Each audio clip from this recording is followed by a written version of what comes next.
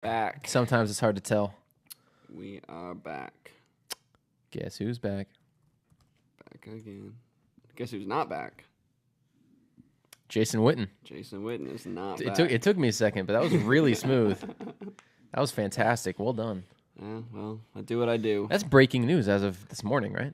Yeah, as of an hour ago, 2 hours ago. Yeah. So today is Friday, April 27th. The first round of the NFL draft was last night. Jason Witten was on stage. Curtain call. That was his encore. That was his encore performance. I wasn't listening to the audio at all. Yeah. But I saw him on stage, and I thought that was kind of weird. Because it was him, Aikman, and Staubach. Right. It was like former players and him. Yeah. And I wonder if Goodell said anything like, "Oh, these Cowboy legends or former Cowboy." I don't know if he said anything like that. Yeah. 'Cause I wasn't listening. If he did, I didn't pick up on it. Okay. I don't know, but it was interesting though. Also, what's even more interesting was when Staubach threw his ball. They threw the balls into the crowd. Yeah. His landed in the Steelers section. Did it really? I'm like, how do you do that? Like, you cannot throw that ball into the Steelers section. Come on, man. That's funny. Come on. That is funny. Speaking of the player or the fans, they had fans from every team in the crowd, and they would kind of pan to them when their team was picking. Yeah, they'd put him on camera. How many of those people were stand-ins? Probably most of them. You're telling me there's 15 to 20 people from every team at this draft? I mean, there could be. There could be. Well, but maybe they were offering incentive packages to certain fan bases. Maybe. So Jacksonville fans, you get the tickets half off. Or ticket holders. Or maybe the tickets themselves aren't half off, but they'll help you with the hotel and the travel costs. That's possible. Because they wanted that type of atmosphere where there were just a bunch of people from all these different teams, so that they would have a crowd to go to for when their team was on the clock. So maybe the NFL was helping compensate for a little bit of that. That's possible. Because I do find it hard to believe. Yeah, that many people would just show up. Yeah, that there were 150 Jacksonville Jaguars fans in the building last night. Because I'm looking at it how? Did they just find people on the street and hey, here's a jersey? Yeah, go stand here. I'm there's no way the Bills fans made all the way down here. Oh my God! Speaking of the Bills.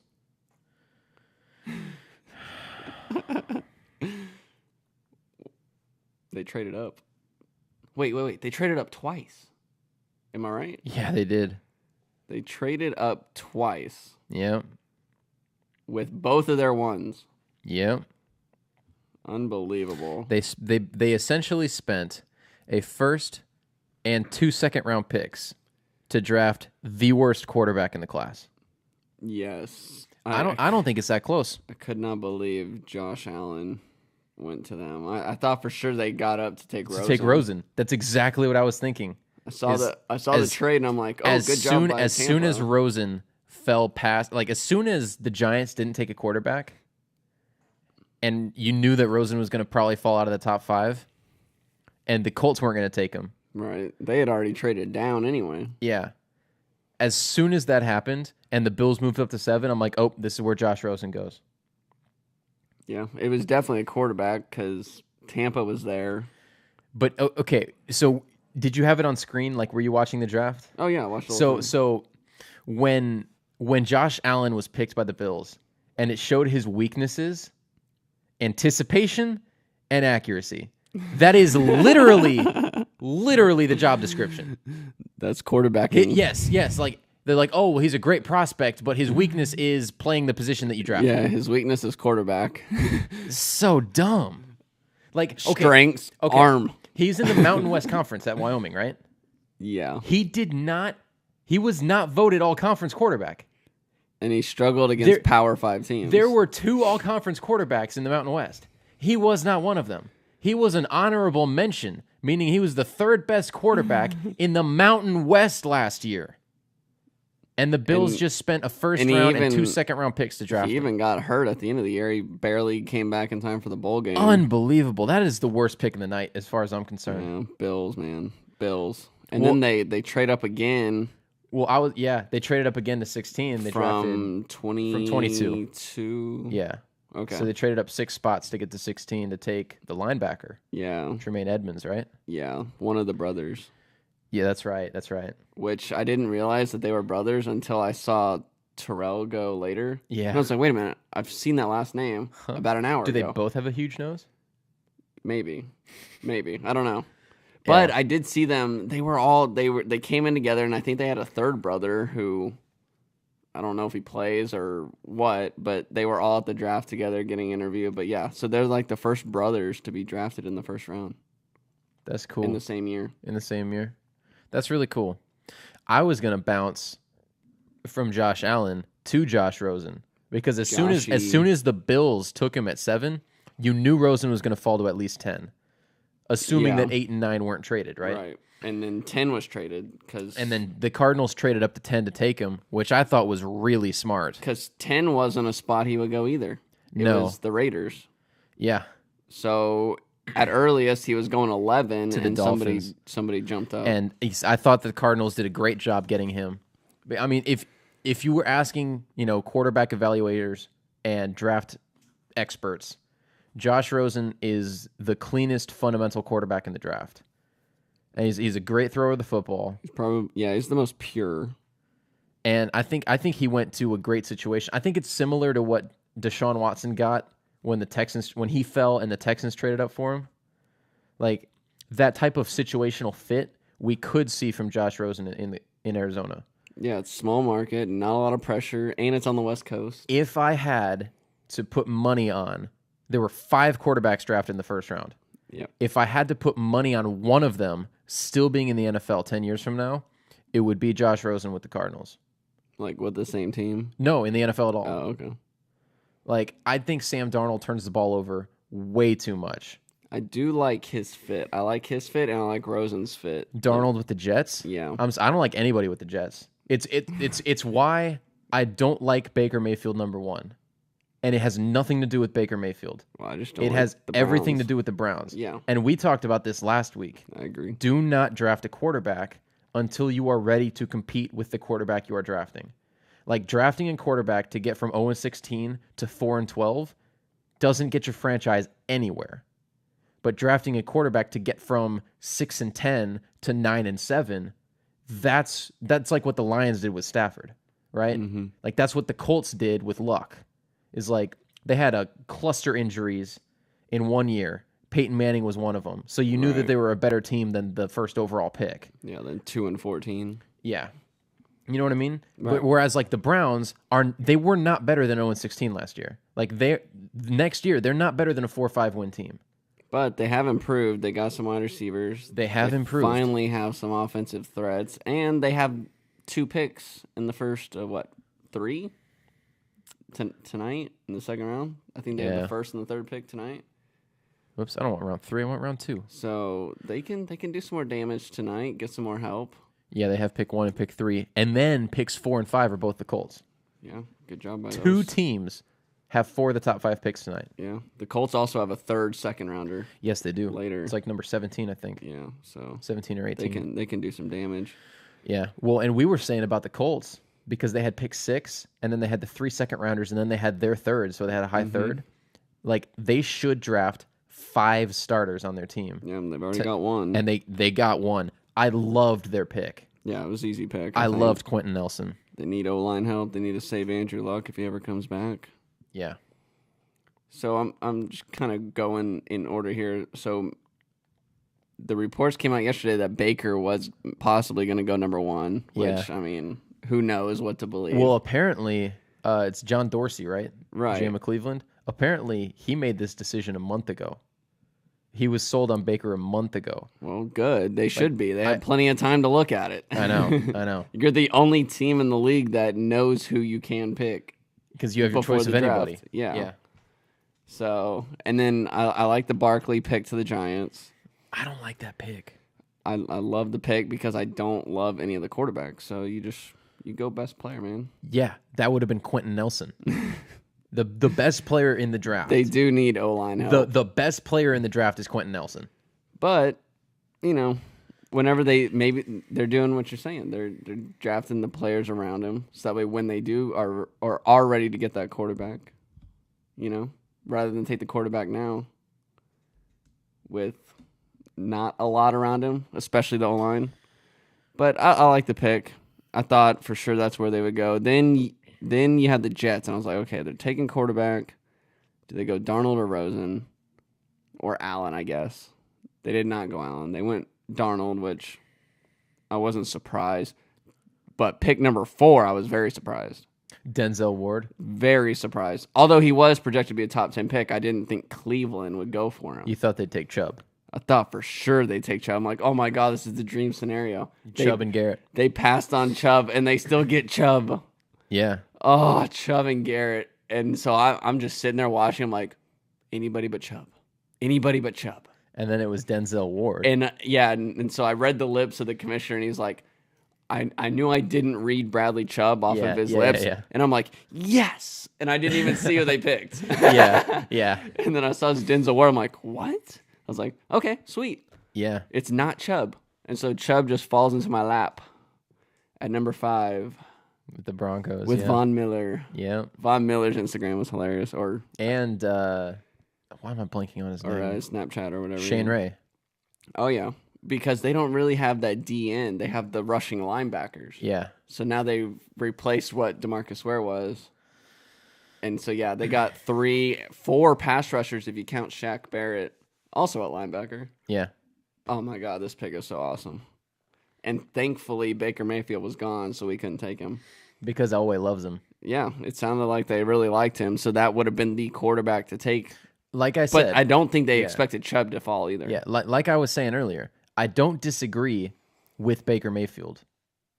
I disagree that they shouldn't have taken a quarterback for another 2 years. Like, they keep drafting backwards. Like, at some point, you have to stop drafting backwards. They even had a chance to get Chubb at 4, so like they could have balanced it even more. But yeah. I guess they really like Ward, so we'll see. Well, maybe this is exactly what was happening 2 drafts ago when you had those 3 players, and it was a running back, a cornerback, and a defensive end. It was Zeke, Jalen Ramsey, and Joey Bosa. Mm-hmm. And it was like, pick your poison. Who do you want, right? And the Giants wanted Barkley. They took the running back, just like the Cowboys took Zeke over Jalen Ramsey. Whereas in that draft, the first player taken was the pass rusher. It was Joey Bosa to the Chargers. Right. In this draft, the first player taken was the running back. Right. Kind of went opposite. Yeah, almost. So, yeah, the top 5 was interesting. Just mainly pick number 4 because the Browns. Let me go ahead and share my screen. The Browns had basically anybody they wanted still, other than Barkley. Yeah. And then the Colts. Yeah, they needed O-line. Bills trade up for Allen. I love the Bears pick at 8. For 2 reasons. 1, the guy's a stud. He's so good. And 2, the Raiders couldn't get him at 10. I was sweating about that one. I was like, nope. You really didn't want him to go to Oakland? Do not go to 10. Please do not go to 10. Yeah. So, yeah, great pick for the Bears there. Number 9 was a surprise. McGlinchey, the first tackle taken, he was projected to be a late 1 or maybe even an early 2. Well, the 49ers, they seem to just have different draft boards than everybody else. Oh, yeah. They took Beathard 2 rounds before he was projected. Which I'm not going to doubt them because they got new blood in there. They got new philosophies. So we'll see. We'll see how that plays out. They also traded a lineman today to the Patriots. So this guy's just going to replace him. They traded him to the Patriots for a 3rd-round pick, I believe. Interesting. Something like that. Is it a 3rd-round pick in this year's draft? Yeah. Cool. They traded him and like a 5th for the 3rd. That's interesting. Something like that, yeah. So they're replacing their tackle there. Yeah, and then to me, the move of the night was the Cardinals getting Josh Rosen. Yeah, and the Cardinals are very much in play because they were at 15, I believe. So they moved up 5 spots. Now, what I think I told you this. The Bills moved up 5 spots, and it cost them 2 2s.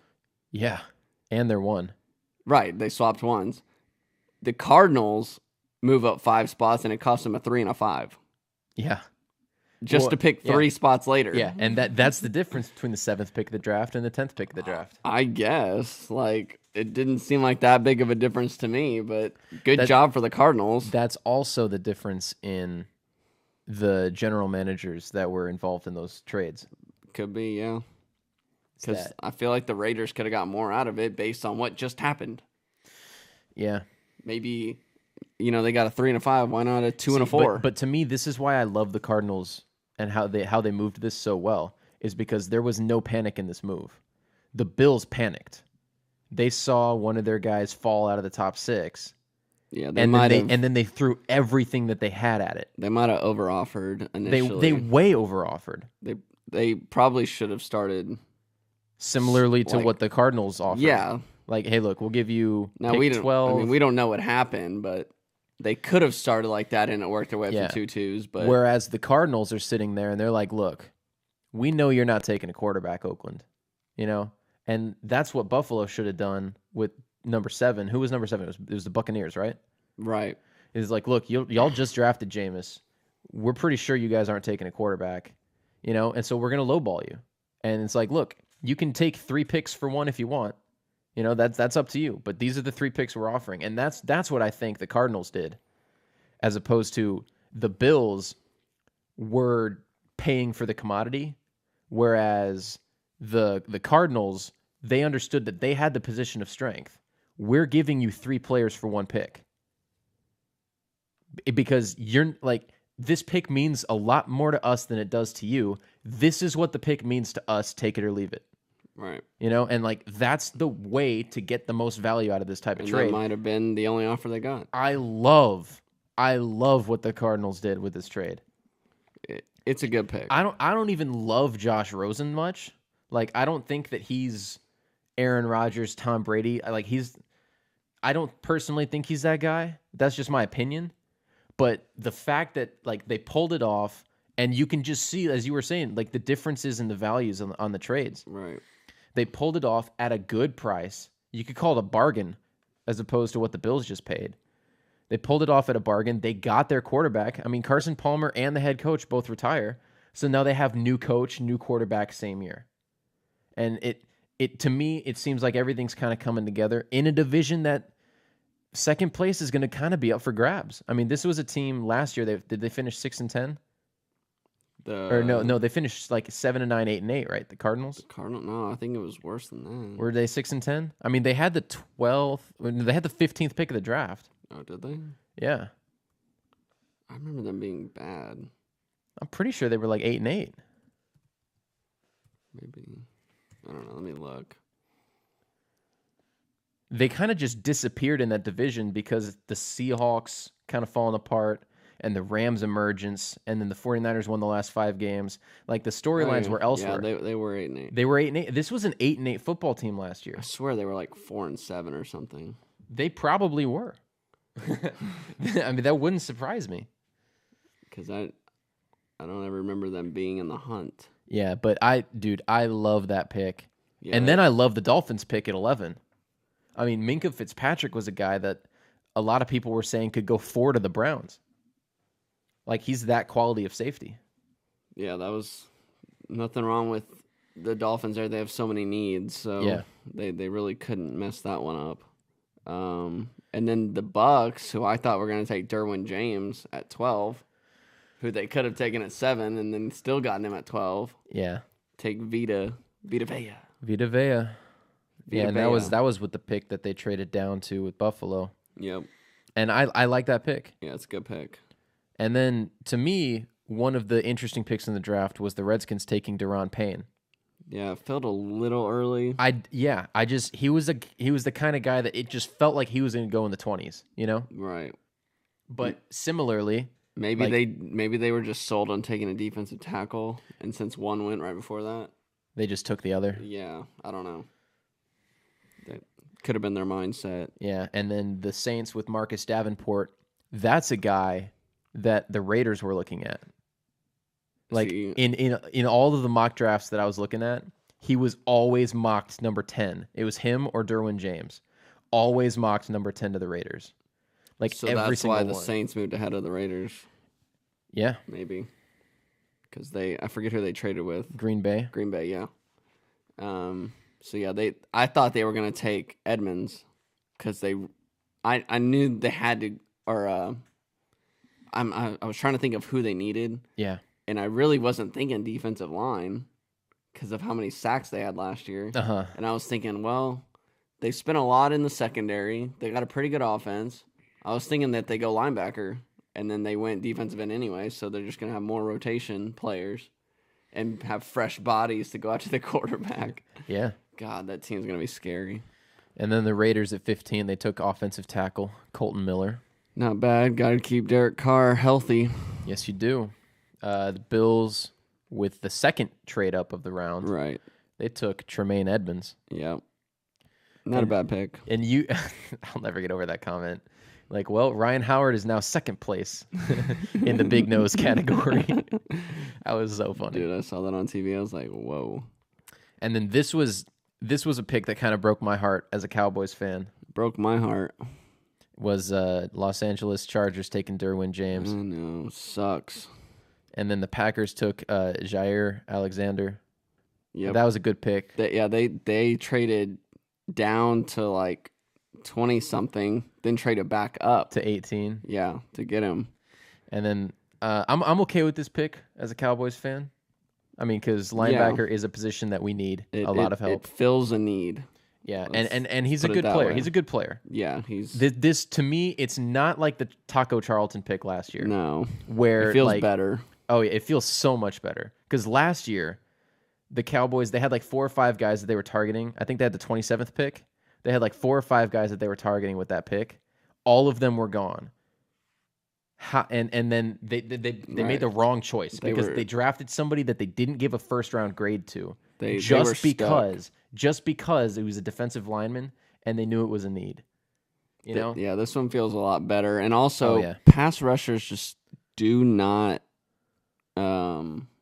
correlate in their first year. Like, well, really none of them. I mean, DeMarcus Lawrence, who they traded up to take in the second round 4 years ago, he just exploded onto the scene last year. It takes pass rushers a couple years, where like an inside linebacker can make an impact now.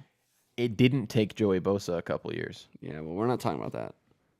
Other than like the rare top 5 picks, once you kind of get out of that range and you take a defensive end or a pass rusher linebacker, it kind of takes them a little bit because they're not there yet. Yeah, and then there was a small run on offensive linemen right here. Yeah, some centers. Yeah, Frank Ragnow, Billy Price, back to back. The non-sexy picks. Yeah, that fill the team though. That build the team. That build the team. See, I love this pick for the Bengals.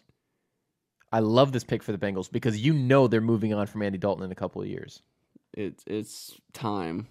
You see, wait, didn't they bring back what's his name? Marvin Lewis.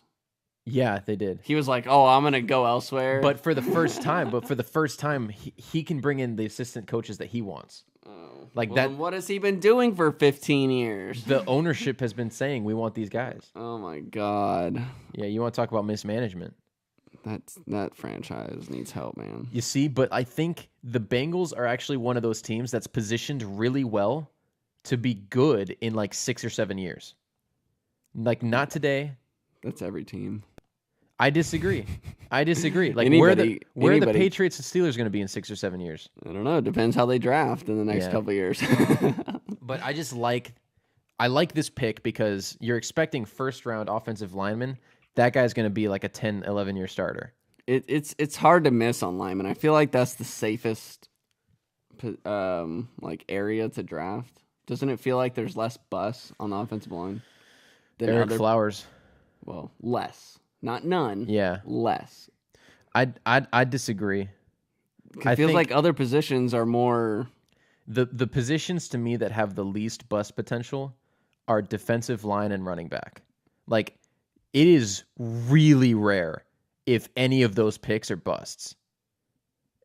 And maybe though, that's because you don't see a lot of them taken high.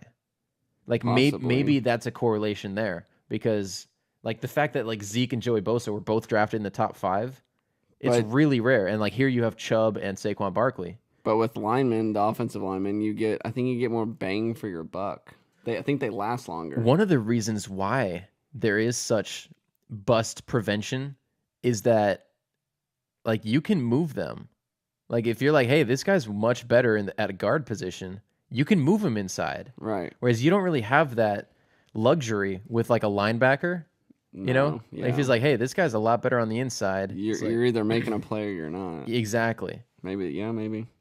Same with like wide receiver and running back. And another reason why offensive line is more bust proof, to your point, is because it's the unit success. It's not individual. So it's not, is the receiver beating his man? Is the running back hitting the hole? Is the quarterback throwing, turning the ball over?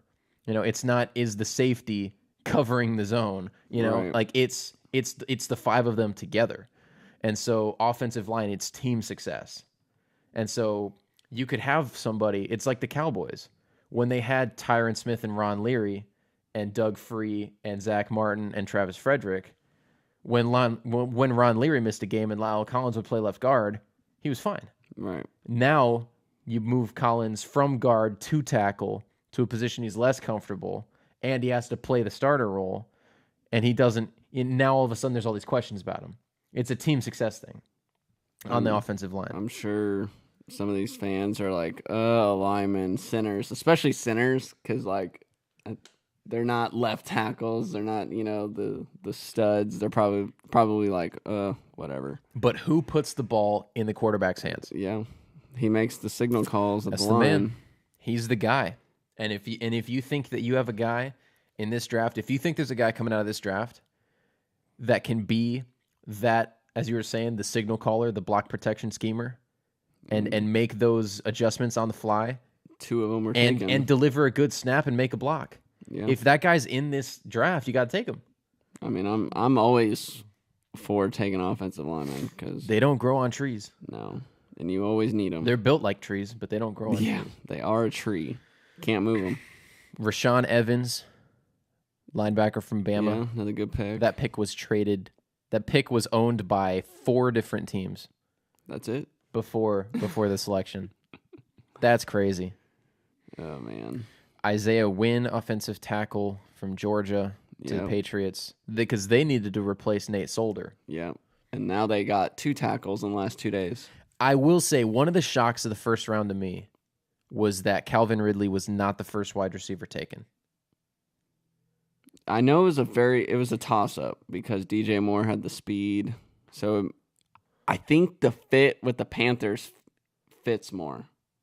He reminds me of like a Ted Ginn type. Yeah. When he was there. Because the Panthers already have the Devin Funchess. Right. They have the slower red zone target. Yeah, the route big runner. target. Yeah. So this will take the top over the D.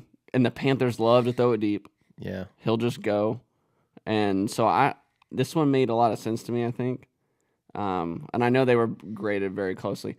But when Calvin was taken 2 picks later, did you see his reaction? No. He was so stone-faced. You would have thought he went undrafted. Really? The camera at his house? Yeah. Everybody's kind of cheering, and he's just like, mm-mm. Well, it's because he knows he's like the 4th receiver on the team. Yeah, he was so mad. I don't know. I don't think he was mad about the Falcons. Yeah. He was mad because either 1, he wasn't the highest wide receiver taken, or 2, he wasn't taken like top 15. Like, I don't know what his deal was, but man, he was excited at all. I mean, the way that rookie contracts prorate out, like, yeah, I mean, he's probably making $1 million less per year than he expected. Oh, probably. Coming into the draft. Yeah, the further you fall, the less you make. But man, he was not into it. Oh, he was so mad. You could tell. I'm not really sure I understand the Hayden Hurst pick to Baltimore. Yeah, I hate tight ends in the first round. I hate tight ends in the first couple rounds. Yeah. Hate it. Rashad Penny to the Seahawks. That one surprised me because a team that needed offensive line help so much.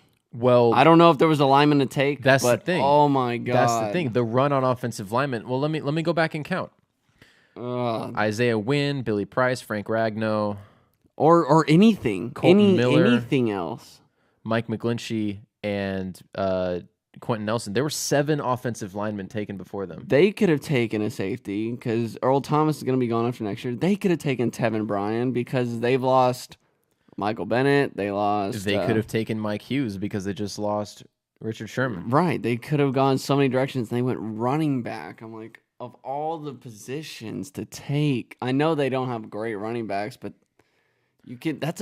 running back is a position that you can just fill. Well, and of the running backs, I believe he was the 4th or 5th rated prospect. Because I wasn't it was expecting Saquon him. Barkley, and then it was Sony Michel and Nick Chubb. Yeah, he was in that Chubb. Yeah, it was like 3rd or 4th with Chubb. Speaking of Sony Michel, I was shocked to see the Patriots draft him there. It's interesting. But they'll figure it out. They know what they're doing with those guys. He's just gonna be the next. Who's the guy they lost to the Titans? The running back. One of them went to the Titans. I don't know if it was. I'm Lewis. assuming it's Deion Lewis. Was it Lewis? I'm assuming it wasn't James White. It was one of those two. So basically, he's just gonna play that role. But a 1st-round pick. But he roomed. They just signed Jeremy Hill. Which is weird. They love ex-Bengals running backs. He roomed with Isaiah Wynn at Georgia. Did he really? And now they're on the same team again. So maybe there's something to that. There is something to that. Patriot Comfort. way. It's the Patriot way. Comfort, man. And then the last pick of the 1st round, the Baltimore Ravens traded up. I knew this was coming. I didn't know who it was going to be, but we were watching the draft. I'm like, pick 32 will likely be traded. If the Patriots don't take Jackson, pick 32 will probably be traded unless the Eagles just have like a can't miss guy that they just love.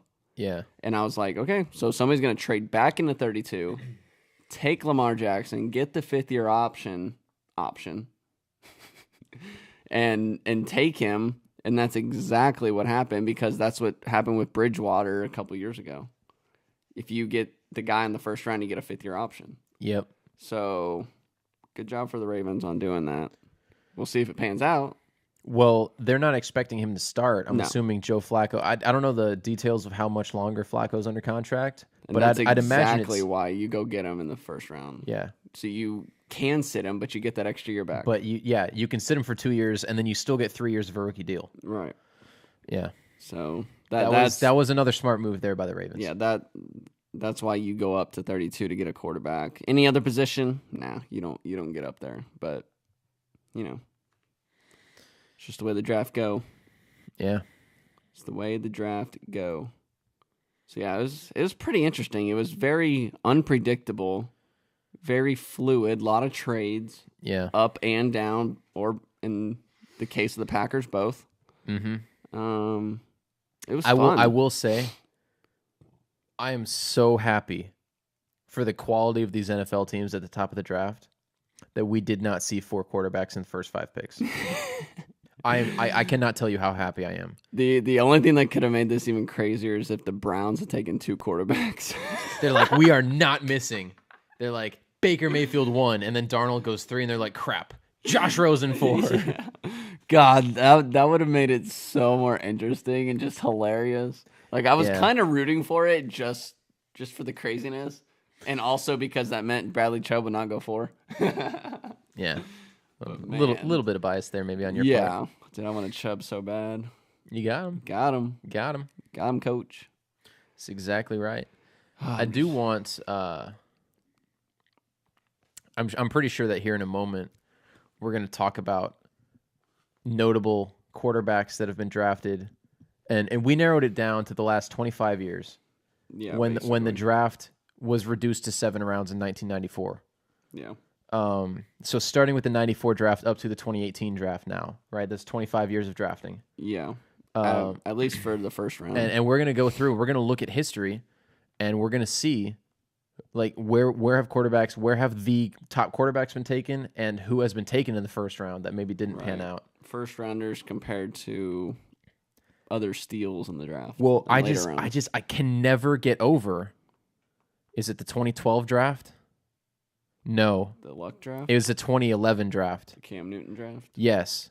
Because it was Cam Newton went number 1. And then 9 of the next 15 players are like Hall of Famers. Oh, yeah, they're studs at different positions. Yes. Many different positions. But the problem was that there were 3 other quarterbacks taken in the top 12, and all of them suck and aren't in the league anymore.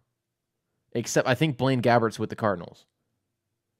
He was? Because I think he was the backup to Palmer. Oh, okay, maybe, yeah. And the Palmer last I got heard hurt. of him, he was in San Francisco, and I was like, dude, I can't follow this guy anymore. Yeah. Just can't do it. And then the second round quarterbacks in that draft, Andy Dalton and Colin Kaepernick went back to back at the top of the second round, and those guys are the best quarterbacks of the draft. Yeah. And it's like these guys are available. Tyrod Taylor, now probably the starting quarterback in Cleveland, 6th round pick in that draft. Here, so should we just jump into that right now? Sure. All right, so do you want to start in 94 or do you want to start in 2018? Let's start old. Okay, so let's start way back when. Old. So I did want, when we were talking about this, I wanted to include the 93 draft, even though there were 3 quarterbacks taken in the 8th round. But I wanted to include the 93 draft because Drew Bledsoe's impact is still felt in the league. Oh, forever. Anyway, in 94, Heath Schuler was the 3rd pick of the draft. Never heard of him. Trent Dilfer won a Super Bowl. Yeah. He was at least serviceable. And then out of everybody else in that draft, I only recognize one other name, and that's Gus Frerotte. Yeah. And it's not for a good reason.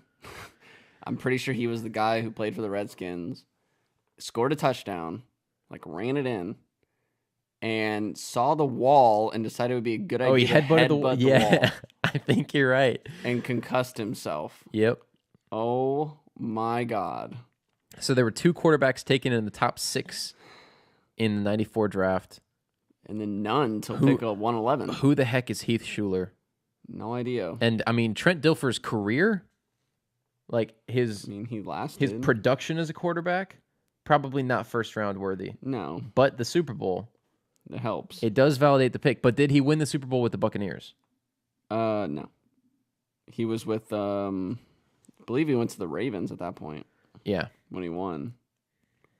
But yeah, it's clearly a bad quarterback class because none were taken in the 2nd and 3rd round. Yeah. You had 105 picks in between your 2nd and 3rd quarterback taken. In 1995, Steve McNair, 3rd pick of the draft. Solid player. That's a good pick. Solid player. Kerry Collins, 5th pick of the draft. He was good. And he lasted a long time. Todd Collins. I know the name. No relation to Kerry? No. He was basically a backup his whole life. Yeah. Cordell Stewart. Good player. And then Stoney Case. I don't recognize any of the other names. I know. Stoney Case, Eric Zier, Rob Johnson. Rob Johnson. I'm sure I had a class with a Rob Johnson at some point. Yeah. So of this draft, 3 guys, right? Yeah. McNair, Kerry Collins, and Stewart. And Cordell Stewart. In 96, there was not a quarterback taken in the first round. Tony Banks was the first quarterback drafted. Bobby Hoying, Jeff Lewis, oh my Danny God. Cannell. Danny Cannell was drafted in this one. Oh my in the God. 4th round. He sucks. 97, Jim Drunkenmiller was the 26th pick. Jake Plummer was the 2nd round pick. Drunk when they took him. 98 was the famous "Do you take Manning or Leaf?" Right. The Colts were on the right side of history. Yes, the Chargers were not. And then Ryan Leaf was there. Charlie Batch. He was a decent backup. Brian Greasy. Good player. Matt Hasselbeck. Good player. So that was not deep, but that was a better later rounds. There were only 7 taken. Yeah. This is where quarterbacks start flying off the board. 1, 2, 3 in 99. Tim Couch. Is that a Peyton Manning effect, you think? Probably. But Peyton Manning wasn't great his rookie year. No, but he was the greatest prospect probably since Elway. Yeah. Ryan Leaf had a really good rookie year too. Yeah. And then he fell apart. Tim Couch, number 1. Bad. Donovan McNabb. good, and he got booed. Akili Smith. Terrible. Akili Smith. Dude, nobody even knows who that is. Dante Culpepper. Good pick. Cade McNown. Bad pick. Sean King. Bad pick. Brock Howard. Bad pick. He's now an analyst, I think, for college football. Yeah, he is. Oh my gosh, you're right. So of the 1, 2, 3, 4, 5, 6, 7 quarterbacks drafted in the top 3 rounds, 5 of them in the top 12, there were 2 good picks. Yeah. Culpepper and McNabb. Yeah. So you're 2 for 7. Yeah, that's not good. On to 2000, Chad Pennington. He was okay. He just had a lot of arm issues. He was okay before his shoulder kind of derailed his career. Yeah, he just had no arm strength. Yeah. Just threw a change. And then Giovanni Carmazzi. Nope. Chris Redman. I know the name. T. Martin. T. Martin. Oh my God. Okay, so T. Martin was Peyton Manning's heir to Tennessee, and he's now the coach of Tennessee. Is he? I don't know. He's a head coach somewhere, or was. Mark Bolger.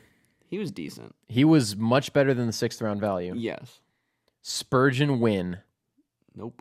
Texas State. Wow. Tom Brady. He's okay. He's all right. So yeah. That one was a good deeper a little bit. In 01, this might actually be the only time that I can see that both of the first 2 quarterbacks taken were good picks. Right. Michael Vick and Drew Brees. Yep.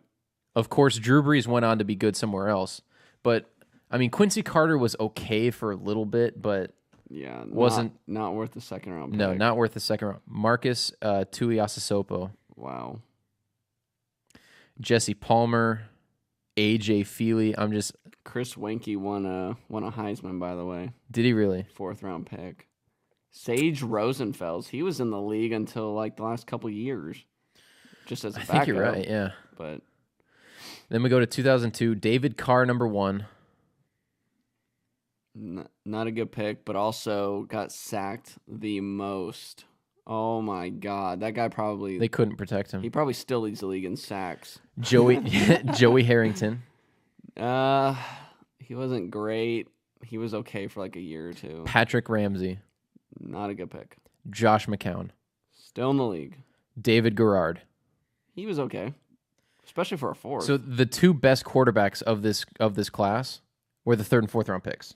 Yeah, Garrard was a pretty good value pick for number 4. Yeah. And then I don't even Rohan Davey, Randy Fasani, Kurt Kittner. I don't know anybody. Brandon else here. Doman, Craig Nall, JT O'Sullivan, Seth. Who are these people? Wes Pate. Stephen F. Austin, baby.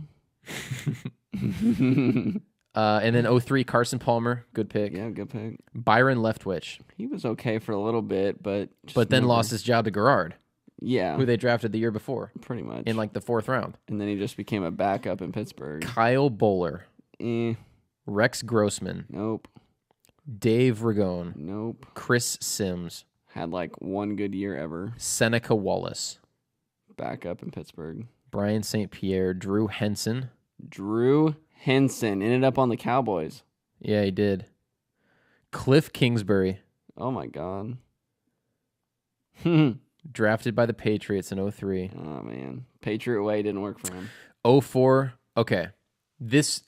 So I was wrong because this was the best job. Wait a minute. Ken Dorsey went in the 7th round? Yeah. He didn't do anything in the NFL, but he won national titles at Miami. That's interesting. Eli Manning, number 1. Phillip Rivers, number 4. Ben Roethlisberger, number 11. I'd say all 3 of those picks worked out. Yes. And then it didn't. J.P. Lossman. Nope. Matt Schaub.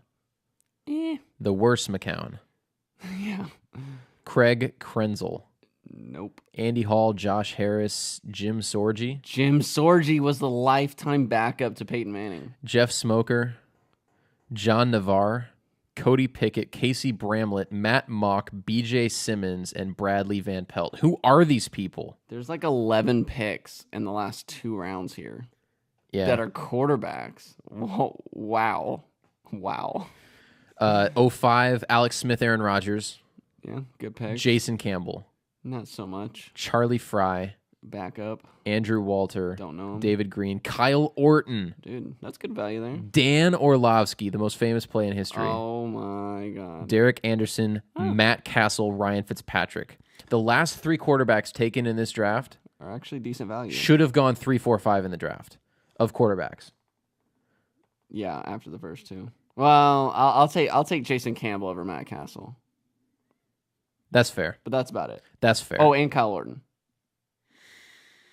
Over Castle? Yeah. Yeah.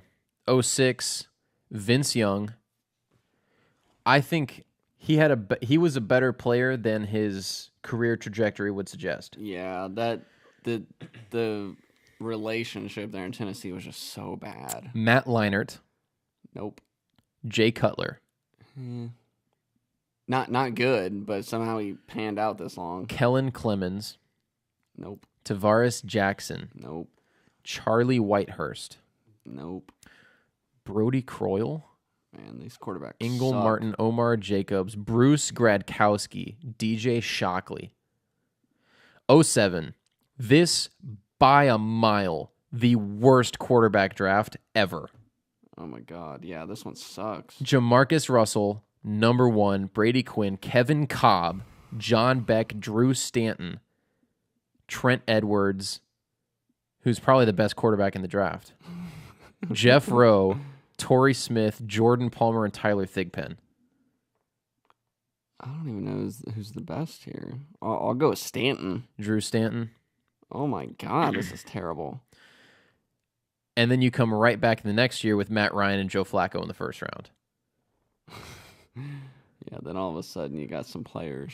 Well, and as you can see here, like Jamarcus Russell going number 1 overall to the Raiders, and then Matt Ryan going number 3. Like there was clearly some, we don't want to be the next Raiders. You know? I'm trying to remember who went, and that might have been the year that the Longs went 1 and 2. They went Tackle and defensive line. tackle and defensive line. So it wasn't like they might not have been avoiding the quarterback as much as going after some other spots. Yeah. Matt Flynn Ugh. in the 7th Yeah, round. this is an interesting one. You had a lot of late picks again. You had Dennis Dixon, who was a mobile quarterback. You had Colt Brennan, who went to Hawaii, and a lot of people weren't sold on the small school. Yeah. Yeah, and then Matt Flynn, LSU. Then 09, you had Matthew Stafford, number 1. That one panned out. Yep. But then Mark Sanchez, Josh Freeman. Sanchez panned out for like 2 years. It panned out his first 3 years in the league, yeah. And then Josh Freeman was terrible. Stephen McGee, 4th round to the Cowboys. Yeah. What a waste. Pat White, Stephen McGee, Curtis Painter. Curtis Painter. I was getting there. That guy started pretty much the whole season when Peyton was out. Yeah. And then in 2010, Sam Bradford, Tim Tebow, Yeah, no, terrible. Jimmy Clausen, Bad. Colt McCoy, He was not great, but he's still in the league. So good Mike for him. Kafka. Isn't he still in the league? I don't know. Yes. He I saw him last year. I swear he went back to the Eagles. I swear he left a couple spots. Joe Webb. Oh my God. Well, isn't he the wide receiver now? / emergency. He might be. Yeah. And then this is the draft we were Zach referencing Robinson. earlier. This is the draft that we referenced earlier. Cam Newton, number 1, worked out. And then literally the next 3 quarterbacks that were taken probably should not have been drafted. They sucked. Well, But- Walker had tons of injuries. Jake Locker went 8, Blaine Gabbert went 10, Terrible. and Christian Ponder went 12. Terrible. And then Andy Dalton and Colin Kaepernick in the 2nd round were great picks. Yeah, those are good picks. And Ryan then- Mallett, Ricky Stanzi, TJ Yates, Tyrod Taylor in the 6th round. Who has been a starting quarterback on 3 different teams in the NFL. Who? Tyrod Taylor. Oh, 3. He was drafted by the Ravens. He played 1 year when Flacco got hurt, Oh, okay. and then he was a starter for the Bills, and he is now the starter on the Browns. Yeah, that was good value in the 6th. Yeah, 2012, here we go again. Number 1, number 2, Andrew Luck, panned out. RG3 clearly did not. Ryan Tannehill, He's in that middle range, but you're not like sold on it. Well, he should. You see, he's in that value range of like Russell Wilson should have been drafted where Ryan Tannehill was. Right. For the 8th pick in the draft, not good enough. Well, I take it back. Russell Wilson should have been the first pick of the draft. As of now, yeah. Yeah, and then Brandon Whedon. Too old. He came into the league at 27, right? 26, 27? Like 57. Brock Osweiler. Nope. Russell Wilson obviously he is the class of this draft as far as I'm concerned. And then Nick Foles just won a Super Bowl MVP. So his career hasn't been there, but his production has. For last year, it worked out. And then Kirk Cousins, who has the most guaranteed money of any contract in the league right now, right? Guaranteed contract. Chandler Harnish. Yeah. So Cousins was good in the 4th round. Solid. Moving up to 2013. Terrible draft. This one might give the other one a run for its money. This one rivals it very well. EJ Manuel, Geno Smith. What? Which year was that? It was like a middle 2000s year. Like it was early to middle 2000s, I'm pretty sure. Oh, the Jamarcus Russell one? 2007? I think I'll give it to that year. Like as which one was worse? Yes, because there were more picks taken earlier. Like there was 2 first-rounders that year compared to 1, and there were like 3 second-rounders compared to 1. Yeah. So that year they were taken higher. So probably worse for that one. But yeah, this one sucks. I honestly, like I'm looking at this, Geno Smith is the best quarterback in this draft class. It's bad. It's him or Mike Glennon. Dude, I might go Landry Jones. I was just looking at him and Zach Dysert. Dysert, my dude. Moving on. 2014, Blake Bortles. I guess now we're getting to the years now where it's still like undecided whether or not these picks panned out because Bortles some of just them made an AFC they didn't. Yeah, like Manziel didn't. Yes. Bridgewater didn't really. It's safe to say, yeah. But like, and then Derek Carr and Jimmy Garoppolo. Once again, the 2 best quarterbacks in the draft by a mile, not first-round draft picks. All right, second-rounders. And then you pretty much have nothing after that. Yeah, well, I mean, the starter of the Bills, 5th-round pick, A.J. McCarron. Yeah, he's just never gotten to play yet, so. And I think it's safe to say Josh Allen ain't beating him out anytime soon. No, not this year. And then 2015, not a lot of quarterbacks taken, but Jameis and Mariota went 1 and 2. Both of them were reaches, as far as I'm concerned. Both of them were drafted too high, but you had 2 teams with such a clear need at the position. And it was a bad quarterback class. And it was a bad quarterback class. You weren't getting one later. Exactly. So you had to do it there. Moving on to 2016, Goff and Wentz 1 and 2. Early returns on those picks look like they were incredible picks. Pretty solid. But then you have Paxton Lynch, which was terrible. Sucks. Christian Hackenberg was terrible. He won't even be on the roster. Jacoby Brissett was the starting quarterback for the Colts last year without Andrew Luck. So that was a decent pick. I mean, the Patriots, they basically drafted. They got a 1-1 record with Jacoby Brissett, and they traded him for Philip Dorsett. Okay. Who's like a special teams wide receiver fill-in guy. Cody Kessler, bad. Connor Cook, bad. Dak Prescott. All right. Good pick. So far, the 3rd best pick. Yeah. Cardale Jones, no. No. Kevin Hogan, no. Nate Sutfield, no. Jake Rudock, no. Brandon Allen, no. Jeff Driscoll, no. Brandon Doughty, no. I can't believe Jeff Driscoll got drafted. And then last year, it's far too early to make determinations on most of these guys, but I think Mitchell Trubisky's going to pan out. Patrick Mahomes has started 1 game. Yeah. Deshaun Watson looks like he's going to pan out. Deshaun Kaiser will not. Deshaun Kaiser probably never going to start a game in the NFL again. I will go to my deathbed saying he'll never pan out. Davis Webb, C.J. Beathard, neither of them are going to play. No, Beathard got his chance. Josh Dobbs, Nathan Peterman, neither of them are going to play. I don't think Peterman is going to be starting anytime soon. Brad Kaya and Chad Kelly, neither of them are going to play. So, like, looking through it, I almost wish that we had, like, built, like, a spreadsheet, you know? But More often than not, when you take a quarterback, it doesn't pan out. Usually. And a lot of the reason why it doesn't pan out is because you don't have the team around him. And there's just so much.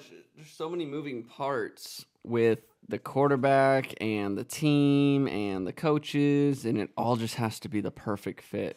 Like, it all just has to come together. Yeah.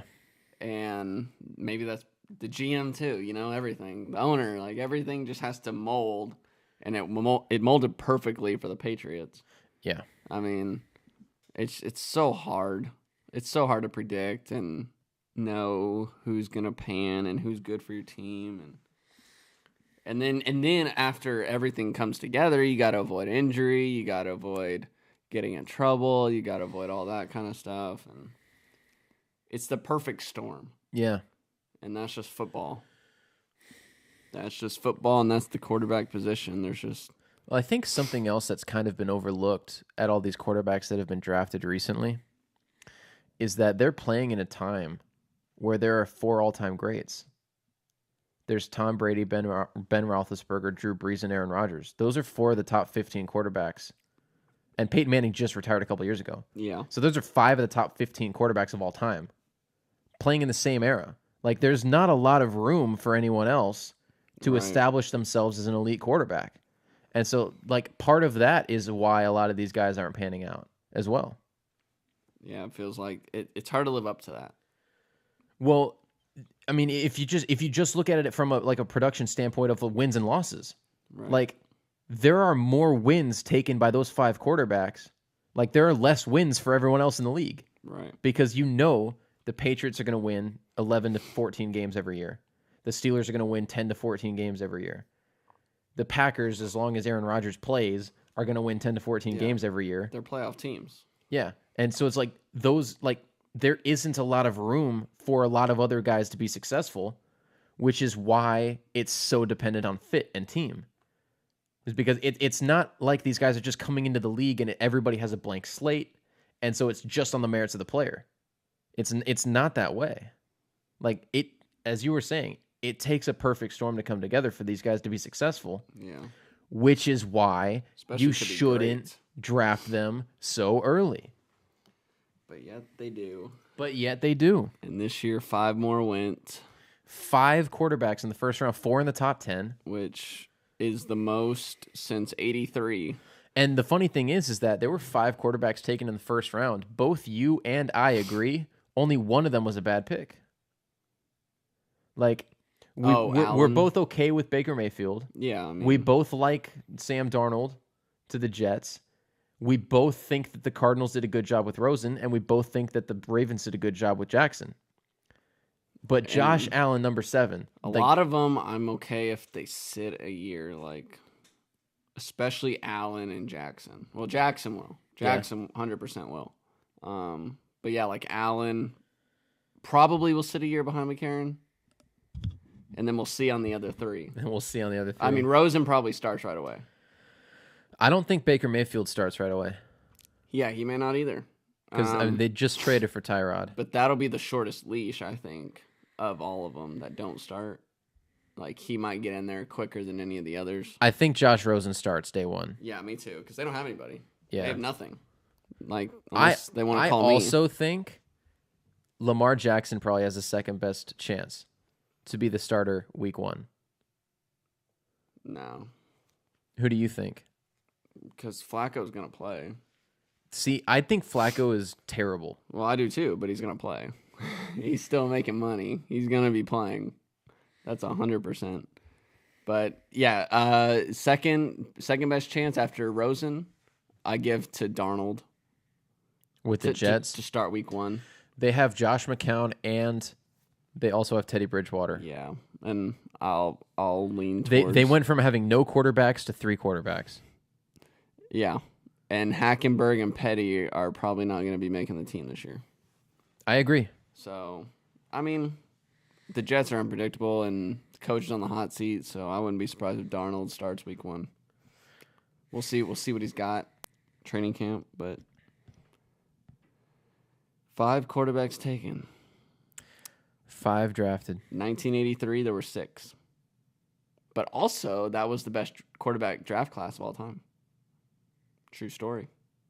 So I'm saying there's a chance. You're telling me there's a chance? I'm saying there's a chance. Well, there's definitely a chance if we look at the league timeline, because these guys were just drafted this year, so they're going to hit the primes of their career right after Tom Brady's gone, Right. Ben Roethlisberger's gone, Drew Brees is gone. Yeah. So there are going to be vacancies that open up. Somebody's got to win games. Somebody's got to win games. Games gots to be won. Games gots to be won. That is very true. So, but also the year, what's interesting about 83 was 84 was also a very down year for quarterbacks. And I think the GMs knew that. So they all went heavy quarterback the year before. So I wonder I don't know what next year's looking like, but we'll see if it's a down year after all these quarterbacks go. It very well could be. History repeating itself. Well, we'll see how much of that history repeats itself But also, Dan Marino, by the way, was the 6th quarterback taken in that draft. of the 6. Yeah. I was just looking at that. The draft class was so good. Even the guys in the middle weren't like terrible. Yeah. And then as you were saying, the following year, the first quarterback taken was 2nd-round pick Boomer Esiason. Yeah, and he was a good player, but Yeah. none went in the first round. Yeah. So like in hindsight, yeah, Boomer was a first rounder, but he was taken in the 2nd because the hype wasn't there. Yeah. It's crazy.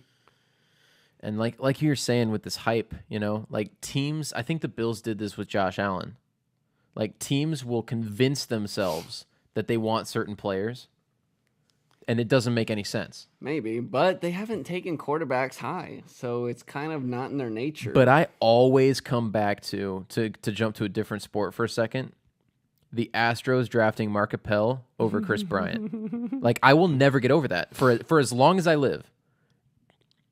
It's like Chris Bryant is the most he's the most MLB ready prospect to ever be drafted. Like, the dude played 3 or 4 years of college ball. They had changed the technology to make it harder to hit home runs, and he set his school's record for home runs while he was there. And it's just, I've never seen a player that MLB ready and get passed on. By 2 teams. He was the 3rd pick of the draft. Wait, who went 2nd? Mark Appel went 2nd. Then who went first? Man, I gotta look this up now. I thought Appel went first. MLB draft, Chris Bryant. Whoever it was a good player. I remember like the 2 guys being pretty good. Oh, Mark Appel was first. Okay, yeah. And then Chris Bryant was 2nd. John Gray to the okay. Rockies. That's the other guy I was thinking of. Okay, and he's finally up and about Yeah. at the major league level. Yeah, I mean, but yeah, you look at baseball, none of these guys pan out. Literally none of them. It's amazing to look at this draft, right? Like, okay. So there are 3 players drafted in the top 40 that have been all-stars. So 2013 draft, 5 years ago. Chris Bryant is one of them. Chris Bryant was an all-star. Aaron Judge was the 32nd pick of the draft. And Corey Knebel, who's a relief pitcher, made an all-star team last year with the Brewers. And then Cody Bellinger was a 4th-round pick. And then, baseball picks never pan out. And quarterback picks rarely pan out. That's what I'm saying. And, the Bills convinced themselves. They absolutely convinced themselves that this was the guy that they wanted. I'm going to laugh if they get the last laugh. Okay, both you and I shared the same sentiment yesterday. As soon as Josh Allen was taken, I was like, they are not competing for a Super Bowl for 15 years. Oh, they're so bad. They're gonna hate this pick. And they're gonna be back to the drawing board in 2 or 3 years. They spent a 1st rounder and 2 2nd rounders on this pick. Oh. They could have sat at 12 and gotten him. Could have. Unless somebody else traded up. Or they could have sat at 12 and very comfortably drafted Lamar Jackson. At 12. They traded with Tampa, right? Yeah. Man, good job, Tampa. Yeah, no kidding. And then Tampa got the best defensive tackle in the draft at 12. They had the choice between him and James, and got 2 seconds out of it. Yeah. So unreal. it's doing work. But I think both seconds are next year. I can't remember. Yeah. I think they were next year's seconds, but I'm not 100% sure. There were so many trades yesterday, it was hard to keep up with who got what years. Most of the trades, though, were for this year's draft. Yeah. So I'm looking here at top available prospects, like still today. Josh Jackson was not drafted in the first round. DB? Yep, DB. So you had Denzel Ward went 4th. And then the only other guy drafted in the first round who's a cornerback was Jair Alexander. Right. No, there was another one at the end. Mike Hughes. Oh, that's right, Mike Hughes.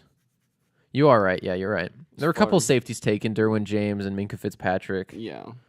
Terrell Edmonds near the end of the round. And there'll be more safeties taken tonight in the second, around pick 50. Yeah.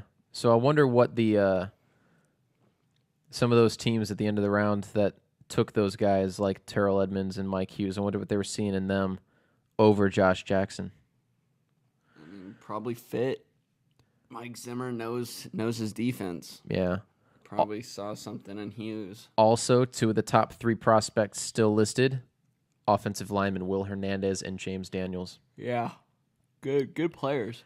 Good players. Yeah. Also still available, offensive lineman Connor Williams from Texas. Yeah.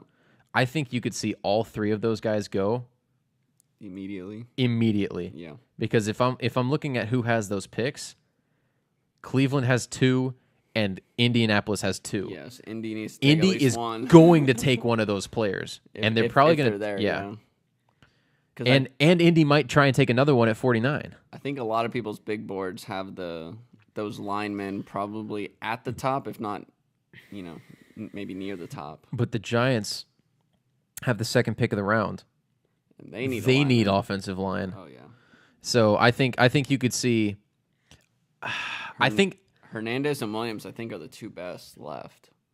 I think you could see the Browns take Harold Landry with one of these 2 picks because they didn't take the pass rusher in the first round. Silly. So I think they take the pass rusher here. I think they take Harold Landry with one of the picks, and then I think they take offensive line with the other one. And then at that point, it's just like, who do the Giants not take, right? And so because of that, the Colts may not be left with anybody. but because of that, I think they take the lineman with the first pick so that they get the guy that they want, knowing that the Giants are probably going to do that, and knowing that the Giants probably aren't going to take Harold Landry because they have Olivier Vernon and they've got Snacks Harrison, Olivier Vernon. Like the defensive line is okay.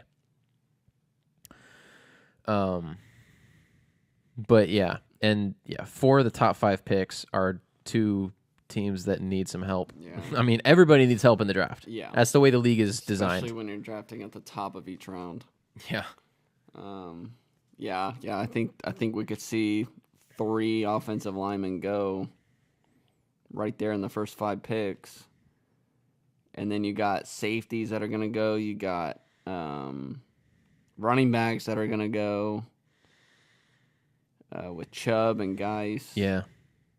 A tight end's going to go, if not 2 or 3. Be interesting. Mm-hmm. Maybe some more trading up and downs. So Shaquem Griffin is listed as the number 49 prospect on this board. Is he taken tonight, second, third rounds? 49th, like, remaining? Overall, no. Like, including the players that have been drafted already. Oh, I don't even see him on my thing. I'm looking at foxsports.com. They've got him listed as the 49th prospect. Okay. Oh, no. Is he taken in the second round? No, I don't think so, but hold on. I don't see him. Why don't I see him?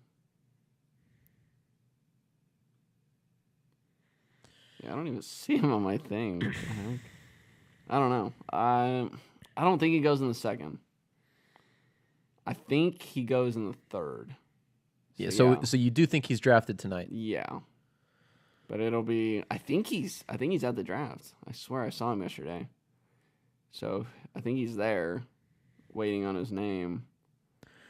It appears to me that the Seahawks do not have a pick in the second round. No, they don't. They don't have a pick in the third round either. Yes, they do. Oh, they do. They have now? Green Bay's. They have pick 76.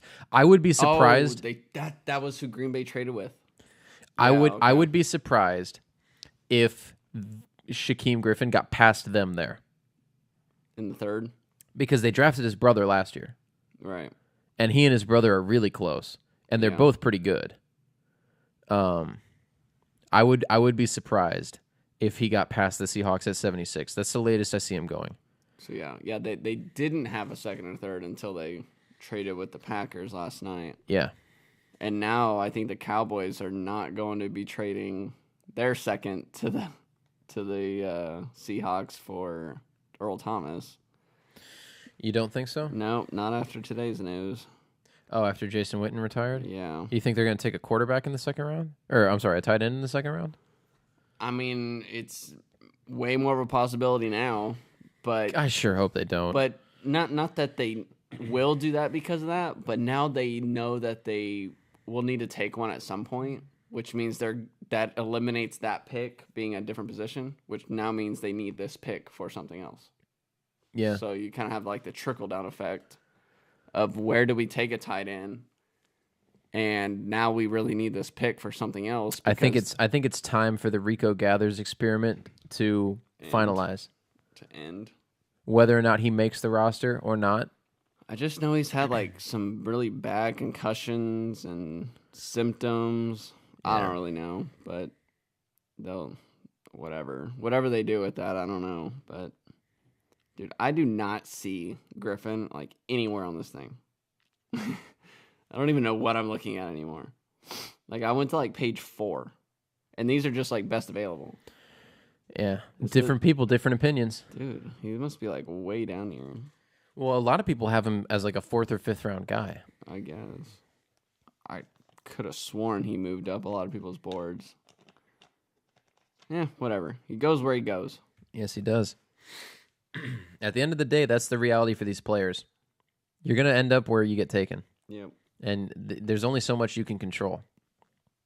Yep, everything's already done.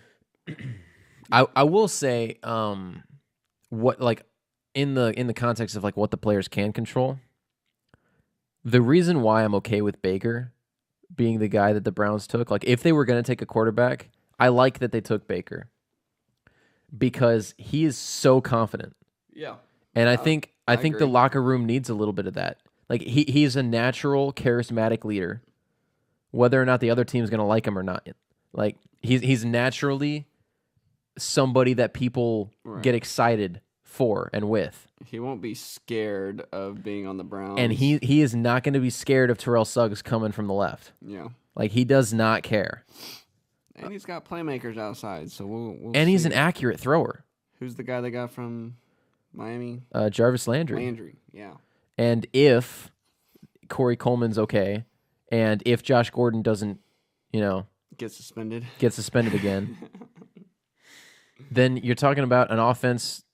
They got new running back Carlos Hyde back there. They might draft a running back. They could take Nick Chubb here, one of these two picks. They still have Duke Johnson, right? I don't know. Because he had a pretty good year last year. They lost one of the two, didn't they? What do you mean? They had the 2 running back rotation. Yeah. Okay, but yeah, Duke's still there, I think. Okay. It was Isaiah Crowell was the other one? Yeah. I think he left. I think Johnson's still there. Okay. But Duke was pretty useful last year.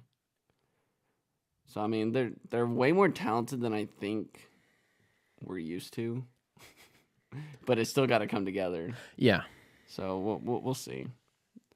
Especially with the defensive picks they made last year. Now they're going offense and defense this year. So maybe that was their mindset. Like, hey, we took the pass rusher last year. We took the linebacker last year. I would have liked their draft a lot more if they had taken Chubb 1 and Denzel 4.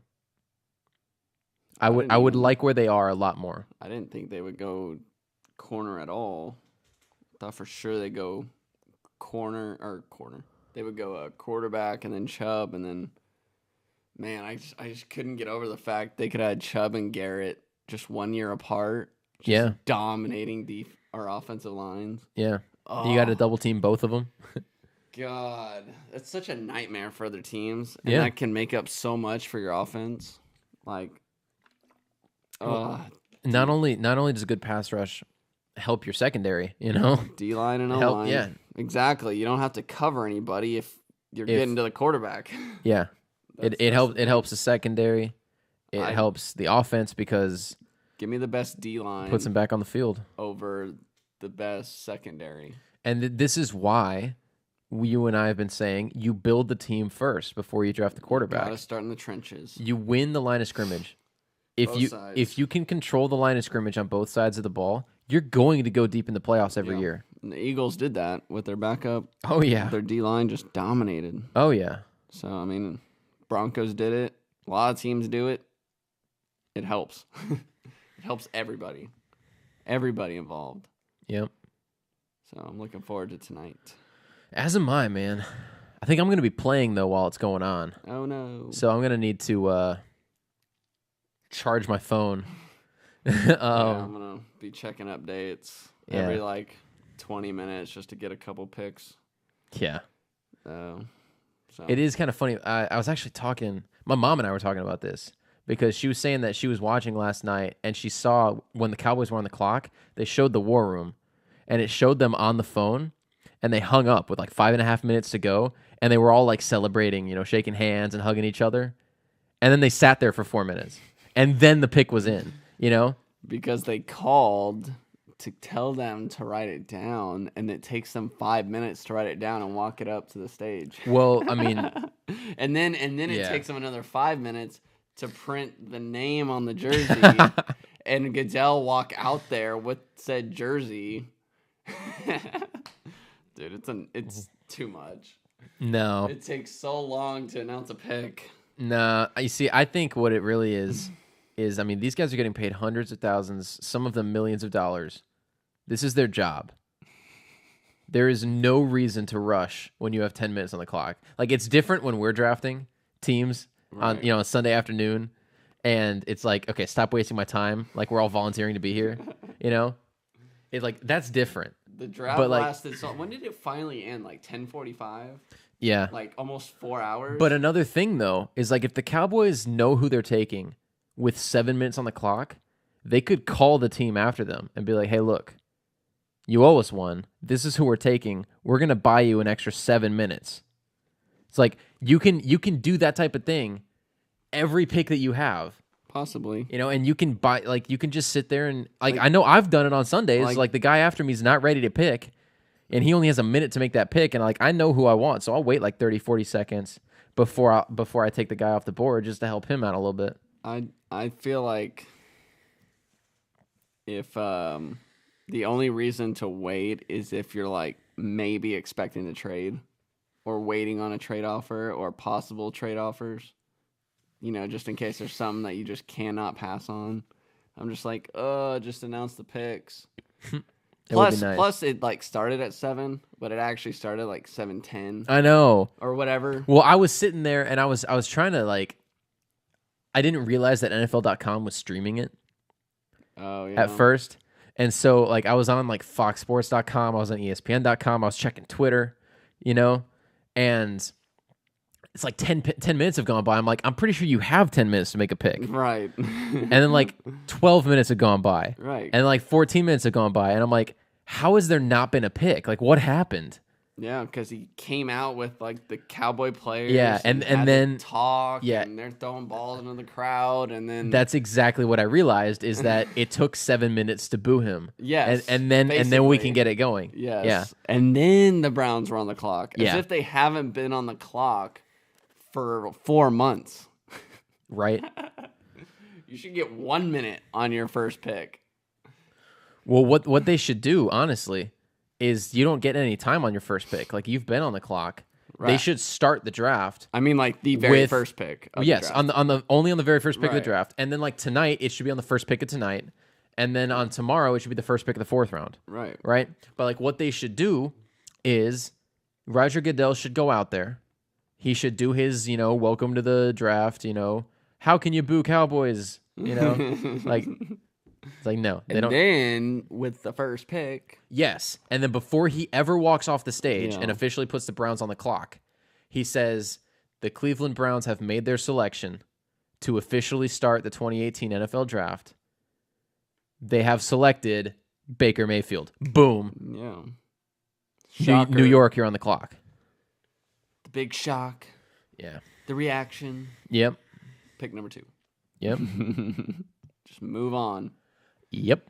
So But why take an hour and a half and only sell 30 minutes of commercials there you go. when you could take 3.5 hours and sell an hour of commercials? Yep. It drives me nuts. For one round of the draft, it took almost 4 hours. Yeah. Think about that.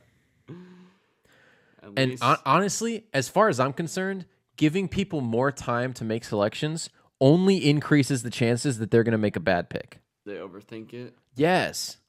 I mean, Like the Astros taking Mark Appel. the only good thing about it is if like you have like 2 guys that you really want to pick, and then all of a sudden those 2 guys go the 2 picks before you. Like Now what you have happened to the scramble. Cowboys last year at 27. Right. They had 5 guys that they expected to have a pick of. And they All of them scrambled. were gone, and then they freaked out. They had to scramble. They pulled the Bills. They panicked. They made a bad move, and they drafted the wrong player. I'm gonna laugh when Taco has 15 sacks in 2 years. Dude, I so hope he has 15 sacks in 2 years, but they still should have taken Cam Robinson. Yeah, I thought the Broncos should have done that in the first round at 15. They took somebody. He was pretty old, wasn't he? Yeah, he's like 25 out of Boise or somewhere weird like that. Wyoming. I don't remember where he's from. Yeah. Yeah, he was like 25 years old in the draft. So, But he was a lineman, though. yeah, he's And how was he for you guys he's a last left year? tackle. He was okay. I mean, he's such a monster. Like He's just huge. he's so physical. He's not like over huge, but he's so physical and just so competitive. But he did commit quite a few penalties, holding penalties. So, Yeah. but he's always into every play. So whatever. Yeah. All right. Do you want to talk about J-Dub? Do you want to talk about J-Dub? Kind of, because I find the timing very weird. Just the timing, I just can't get over. Not per year, like if he would have retired a couple months ago, whatever. But like the day of the draft, like in the middle of the draft, what is going on? Yeah. There's so many things that we don't know. He just comes out of okay. So he's on stage last night, celebrating the draft in Dallas. Yeah. And then all of a sudden today, yeah. I'm going to pursue broadcasting career options. Right. So ESPN, like, did ESPN just give him an offer, like, last night? You know? He walked off the stage, talked to some execs, Right. retired. Like, they were like, oh, man, he does look good on TV. Right? I don't know. Like, was their timing specific on this? I don't know, man. Because it's very odd to me that he would just retire. And it seemed like the Cowboys had no idea. Because they seemed kind of surprised by this. Steven even said today that he didn't know anything of this. And then he went and had a meeting with Jerry. Jason did. With Jerry today. Kind of like finalizing it. I don't know. It's weird. It's weird timing. Because now the Cowboys kind of have to alter their draft strategy, if you will. I hope they don't. I mean, not necessarily for tonight. Well, yeah, for tonight, but not necessarily for tight end tonight. Yeah. But now they don't have a tight end. They don't have a reliable tight end on their roster. They'll say they do because they have to say that. Jeff Swaim. Yeah, they're gonna say that about every player because every team likes the guys on their team. Otherwise, they wouldn't be on the team. Otherwise, they wouldn't be on the team. Yeah. So like tonight, they don't have to go. They don't have to go tight end, but you have to kind of backtrack it. Like, okay, what if we take a tight end in the 5th? What do we do in the 4th? Yeah. And what does that mean we do in the 3rd? What does that mean we do in the 2nd? Who were we going to take in the 5th? Oh, we were going to go. That was going to be our second linebacker. Yeah. Okay, maybe now our second linebacker's in the 3rd. Well, that was going to be our. It puts players in play. Right. Yeah, that was going to be our depth at offensive tackle. Yeah. So then how do we do that in the second? Do we trade up to go get a Connor Williams? Like what do we do? You kind of have to change a little bit of everywhere. There's definitely a lot of scrambling going on in that war room today. I believe so. And I wouldn't be surprised if they traded today. I wouldn't be surprised if they took a tight end today. I don't know what they're going to do today. There's tight ends there to be taken in the second and third. Doesn't mean they will, but now they might have to alter what they were going to do or what they plan to do. That's why this timing of it seems so weird. Because if you're Witten, you're thinking, oh, wow, he just said he wanted to play for a few more years. Yeah. And so why is he... Well, obviously, he didn't want to turn down this gig. Maybe it's a combination of he didn't want to turn down the gig and he didn't like that they released Dez. That's what I'm hearing, that possibly he didn't like that. I think it's more the gig because you don't know when that opportunity is going to come. It's the same with Romo. Yeah. The spot happened to open up at a time that worked out for you, and you decided to go do it because the Monday Night Football crew is completely being changed. Yeah. Because Gruden's coaching, and they're changing. So they're putting him on the Monday Night crew. Yeah. He's going to be the lead analyst. Wow. So, and they're still looking for a play-by-play guy because they're going to change that too. They got rid of Sean McDonough. I think he's going to go back to college. So they're still looking for the other guy. But yeah, he's going to be their analyst, basically what Gruden was doing. So that's probably part of it because you don't know when a spot like that's going to open up again. Yeah. I would say that's the main reason, but I want to know if ESPN offered it to him this morning or last night. Yeah. Did they time it up like that? Maybe they just hate the Cowboys. I know that there were stories coming out near the end of the season that he was being offered positions. Right. And so it was probably a conversation that they were having for a long time. And then when John Gruden signed with the Raiders, they upped their offer. And they're like, look, we want you. Oh, yeah. And then they had the opportunity to see him face to face last night. But they could have flown out to see him whenever. But last night was really emotional. He got the standing O from everybody in the crowd, right? Yeah. And so maybe that was a closure thing for him. I don't love that he did it. If I'm a Cowboy fan, I don't love that he did it right here. But I guess it's better than after the draft. At least they have an opportunity to address something. Yeah. And he's Jason Witten, nobody's gonna hold it against him. Yeah. He's an all-timer. He's paid his dues. Yeah. But it was kind of surprising because I definitely expected him to come back. Yeah, it's not Chris Borland. Yeah, no. He's definitely up there in age, but it's funny. He's a warrior, man. My friend Cade and I, we always joked. We called him Father Time because he's the same player at 35 that he was at 25. So we always called him Father Time, and he's always open. Yeah, dude, that guy he's done more with less athleticism than I think anybody at a skills position in NFL history. Just to be real about it. If you're a tight end, especially in today's NFL, not only are you 6'5", 6'6", you're Jimmy Graham, you're Rob Gronkowski, you're Travis Kelce, you're Zach Ertz. You are an athlete. Mm-hmm. Jason Witten, I would not put in that class of athlete, but I would put in that class of tight end. Yeah. And he's the second all-time in yardage by a tight end. Behind Tony Gonzalez? Yeah. Yeah. That's a hell of a career. He's the all-time leader in Cowboys games played, receptions, yards, and third in touchdowns. For Cowboys. Didn't he have a consecutive game started streak that was snapped? Yeah, I'm sure he did. I'm sure it's a record too for the Cowboys. But it was a big story. Wasn't that last year or something? Yeah, he had a rib or something that maybe sat him out. Yeah. And so maybe losing that streak was part of it because he's the streak's already gone, right? Maybe. When you get to that age, you got to be you got to be motivated by something to lace up every Sunday. Yeah, which I don't think he lacked any motivation. That's for sure. That is true. But that is true. I think it's mainly just the gig. The timing was there. You know, it's not like he's 30 looking to retire and like, oh no. Yeah, he's 35, right? Right. Yeah, I think it's more the opening, the chance, and they probably offered him a good deal on top of it. I guess we'll find out when he signs that paper. Yeah. So looks like he'll be on the Monday Night Crew with, we don't know yet.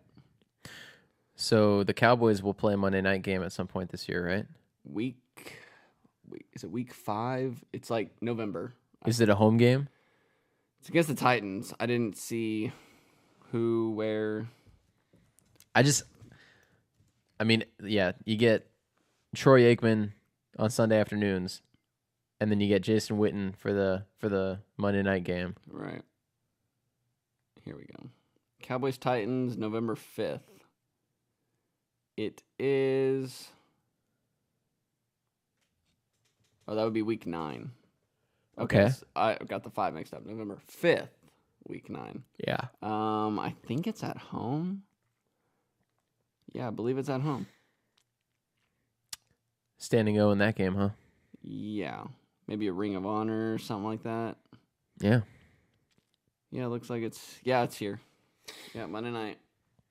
So he'll be back sooner rather than later. Whether or not Jason agreed with the decision the Cowboys made to cut Dez and whether or not it was better for their football team, it's definitely a sobering reminder that, not all your money's guaranteed. Your spot on the team's not guaranteed. Mm-hmm. And if you stop being the player that we're paying you to be, you're gone, right? Yep. And so job security is probably a huge part of it. If he's getting a 4 or 5 year deal from ESPN, and maybe not even that much, but maybe just the annual contract is worth more. The annual, I think, is what's getting it. And then I'm sure it's at least 3 or 4 years. I mean, what was Jason? I got to look this up. Jason Witten contract. Well, contract details. Here we go. It also depends on. He was going to count 4.735 against the. That's how much he counts against the cap now that he has retired. Well, if he retires, he shouldn't count anything. It looks like he had signed a 4-year, $29.6 million contract, average salary $7.4 million. Then I'm guessing. But I wonder how much of that's guaranteed, right? Well, yeah, true. When did he sign that? Recently. Huh. So I'm guessing March 30th of last year. So 4-year extension worth $26 million. This has $26 million. Bonuses increase yearly. So like 6.5 per. The contract has a maximum value of 29.6. Incentive threshold worth $450,000 per year if the Cowboys make the playoffs and he has at least 55 receptions in the season. I'm guessing the ESPN number was pretty close. So then he's like, well, do I want to go out and get hit again and work out and do all this? Yeah. Plus the opportunity. Yep. Because CBS isn't going to be changing anytime soon. Their color analyst, their lead. Fox, probably not. And now they're all Cowboys. I know. How crazy is that? All the leads are Cowboys. I think that's got to do with the fact that there are just so many Cowboys fans that watch football. That might be ESPN might have upped it because he's a Cowboy, because of the fan base. They'll tune in to watch him because they love him so much. Yeah, because his voice, yeah. They love their Cowboys, so they'll tune in for the announcer because he's a Cowboy, and ESPN's like, man, that might help our ratings. Maybe. I wouldn't doubt it. Especially the first couple weeks he does it. It's definitely something that you got to take into consideration. Yeah. Who he played for and where he played. I mean, you're not signing Jacksonville Jaguars greats the way you're signing Dallas Cowboys greats. No. So many people will tune in just because of him. Just from Cowboy fans, which is a large portion of the NFL fan base. Yeah. I mean, I'm just making up a game here, but you could have, in week 12... the Titans who are out of it versus the Chiefs who are out of it, or whatever. Right. and you're just thinking to yourself, wow, it's not really that interesting a game. I don't know if I'll tune in. And then you're like, oh, wait, they have the new crew this year. It's Jason Witten. I like Jason Witten. Yeah, let's see what Witten has to say. Yeah, let's see what he has to say. That's exactly right. Delaney Walker, right? He can talk about Delaney Walker versus Travis Kelce. Yeah. He knows the tight ends. Yes, the tight end matchup. Yeah. He can break it down. Before his body breaks down. I will say, probably a good move for his health longevity. Oh, yeah. The dude has taken a beating because he never comes out. Yeah, he always played. Never came out. Always played. I mean, he has one of those moments that is just, it's like an incredible football moment where his helmet got ripped off and he just goes charging towards the sideline. He just kept running. And he just kept running. He's like, man, I'm going to score. That's the player he is, you know? And I can't tell you how many times. I can't tell you how many times I saw him playing with a bloody nose. Yeah, he's always playing banged up. It's a great blocking tight end. He played with broken ribs, yeah. Play with anything. He was a great blocking tight end, who also had an uncanny ability to get 3 yards of separation on anybody and get a 6-yard catch. Literally anybody. 3rd down and 4, you know the ball's going to Witten. And he's still open. Yeah. It's something that I'm gonna miss as a Cowboys fan, and I'm sure that Dak Prescott's gonna miss on 3rd down. And I think that they're gonna feel the lack of his presence in the run game and leadership in the locker room. They might have to, maybe part of their. No, this is not very likely because this would require the coaching staff to actually adapt. How likely is it compared to LeBron going to Boston? Anything's better than what I'm about to say because this coaching staff will not adapt to anything. But they could say, okay, forget tight end. We don't take one. We just go with what we got. They're just in there to block, and we go more 4 wide receiver sets. They actually use Ryan Switzer this year. Dude, please. Like, they go more spread, modern day NFL. And then when they want to run, they can bring in a tight end, 2 tight ends, whatever. They can still pass out of it. Yeah. Just not to the tight ends likely. So maybe they go more 4 wide receivers. Got 2 slots. Maybe you see them make a trade for a tight end. They could. I think more likely, like if they don't draft one, they just pick some up off of waivers over training camp. What I'm thinking is the Buccaneers. Yes. Because they drafted O.J. Howard last year. Right. And they have Cameron Brate. Right. And so I think one of those guys would be available. Like that's, I'm thinking as like a Cowboys GM, like who should I target and why? I think though, the tricky part is I think Brate just signed a deal. So you'd have to make sure you have enough room to cover him if you trade it for him. And then OJ only has played 1 year, so they might not be ready to just ship him off, for... Yeah.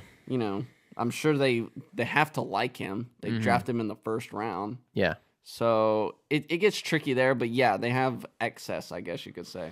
Yeah. But yeah, that's why I think maybe they just pick up somebody that gets cut that maybe they had their eye on a couple years ago.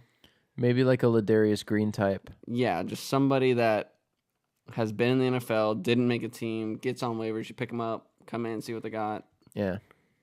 Well, there's a lot of routes they can go if they don't go draft. That was a good pun. A lot of routes. Well played. Even on accident, I'm awesome. Oh, my. What have I done? I shouldn't have complimented you. I'm accidentally awesome. I don't know what I was thinking. I'm so sorry. Well, it's okay because the tight ends aren't going to be running any routes because they're all just going to be blocking. Yeah. Round 2 tonight.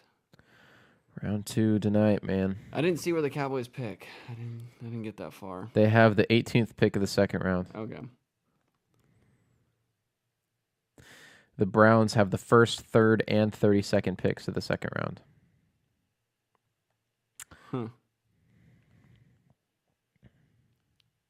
Hey, remember when you were talking about do teams draft back to back? Well, there's your Colts. Yeah, well, that's why I was talking about it. It's because, like, I don't think I've ever seen it this high in the draft, is what we were saying. It's weird. Yeah, well, the Browns have 3 picks in the round. 2 of them are the top 3. The Colts have 3 picks in the round, and 2 of them are back-to-back at 4 and 5. And the Broncos only pick 8th. That means that there are a few teams that are not in this round. Well, the Seahawks are one of them. The Seahawks are definitely one of them. Like, just kind of looking at the list, I don't know if I can figure out who the other ones are. Are the Eagles here? Yeah. 20. Oh, yeah. Yeah, I don't know. I don't see the Rams. Yeah, because the Rams kept trading everything. Yeah. They didn't have a first either yesterday because they traded it for Cooks. Who was it that I was just thinking of? San Francisco? Tampa has 2 picks, by the way. San Francisco has the 27th pick. Okay. Tampa has 2 picks. I don't see the Saints. Yeah, they might have used it to trade yesterday. I don't see the Texans. Do the Packers have multiple picks? 13. No, just 13. I don't see the Texans. I also don't see the Jets. The Texans. Who did they trade with to get Watson last year? I don't remember. Was it Arizona? Or was Arizona a team that was looking to take him? I don't remember. Well, now I got to look at this. Patriots have 2 picks also. But that could have been why the Texans aren't in here. They didn't have a pick yesterday either. Did they? I don't remember the Texans picking. They traded up to the 12th pick of the draft. So who had the 12th pick of the draft? Yeah, the Texans didn't pick yesterday either.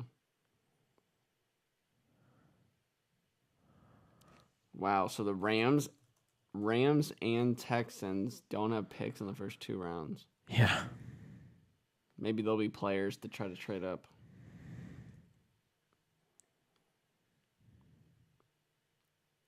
Well, and the Seahawks. Oh, no, the Seahawks picked yesterday.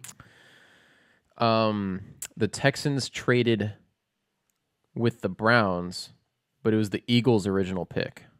Okay, they traded with the Browns. That's why the Browns have 3 picks. Yeah, because the 3rd overall pick has a little trade marker. The 3rd pick of the 2nd round. Yeah. So that must have been the Texans. Or 32, but I don't know what. 32, that first pick of the round is the Browns' original pick. No, I meant 32 of the round. Sorry. Oh. Both were acquired via trade. I just don't know how or what. But one of them has to be the Texans, you would think. I don't know. Anyways, the Browns now 5 picks in the first 2 rounds. They got to do work this year. This needs to be a draft class for them. Yep. This is very key for their future. They have to be good eventually, right? Eventually. They don't have to be. Like, maybe they'll just get lucky eventually. Yeah, you just would expect them to be. Like, eventually, it's got to pan out for them. That would be nice. But if they keep drafting backwards, then they're never going to get there. It's true, but that's why I wasn't against them trading out of that Deshaun Watson pick or out of the Carson Wentz pick because they acquired more picks. Yep. When you're a team that needs a lot of holes or has a lot of holes, you need picks. It's so funny because they just keep getting killed in the media. In the line of they keep passing on all these quarterbacks. Right. But they keep drafting quarterbacks every year. They get killed for drafting them. They get killed for passing on them. Exactly. And it's like what they need to do is build the team. Build the team. Get picks, man. Get yourself 25 good players. Then take the quarterback. Dude, just get yourself 10 good players. Yeah. Well, I mean, if they want to just make the playoffs just to say that they did it, then I guess they can just keep, shooting That's better than darts going in the dark. 1-11 31? The last 2 seasons. Yeah. Or 1-34 in their last 35 or 6 or whatever. Something like that. It's bad. Yeah. You're at an all-time low at that point. Speaking of all-time low. I knew you were going to say that. The second I said that, I was like, he's going to... Speaking of all-time low. Bills. Oh, I thought you were talking about the band. Oh, no. Should I have talked about the band? No, well, that's where I thought you were going. Oh, no. No, I already know the Bills are an all-time low. Yeah. They are the band. What if they had them come out and play a halftime show? Like the week after Josh Allen like breaks his hand or something. And then Nathan Peterman comes back in because AJ McCarron had like tore his ACL in training camp or something. Oh, man. Ironic. Oh, man. Okay. So I have one more thing for you. One more thing. Been waiting so long to talk about this. Okay. And by so long, I mean like a week. Okay. Vegas, baby. The Golden Knights. Vegas. Oh, man. This was the biggest event last night. Way bigger. Well, yeah. Way bigger than Baker Mayfield. Who's Baker Mayfield? He doesn't play for Vegas. It's not the Baker Golden Knights, is it? No. If Vegas was a college team, they would have won the Heisman. Everybody would have got their own Heisman. So yeah, so they finally, after 10 days maybe of not playing, Yeah. they didn't miss a beat. Didn't miss a beat. I swear to God, they were playing pickup games with who knows who, just staying ready. So yeah, they won 7-0 last night. Another shutout. Wow. They score 4 in the first. The first 3 goals were in a minute 31 span. God. They score. Minute 31, up 3-0. And that was 6 minutes into the period. So between 4:30 and 6 minutes, 3 goals. Game over. Unreal. Unbelievable. So now they're 5-0 in the playoffs. And there's their third shutout of the 5. They're going all the way. Unreal. There's no slowing this train down. They had 10 power plays. Scored on 3 of them. Scored on 3. Which all 3 of them were after their first 3 goals. They scored the 4th goal, the 5th goal. No. 4th, 6th, and 7th goals were on the power play. Oh, and on top of that, all 7 goals were scored by a different guy. All 7. So, wow. That's my Vegas note. It's your Vegas Golden Knights note. Golden Knights going all the way, beating the Sharks.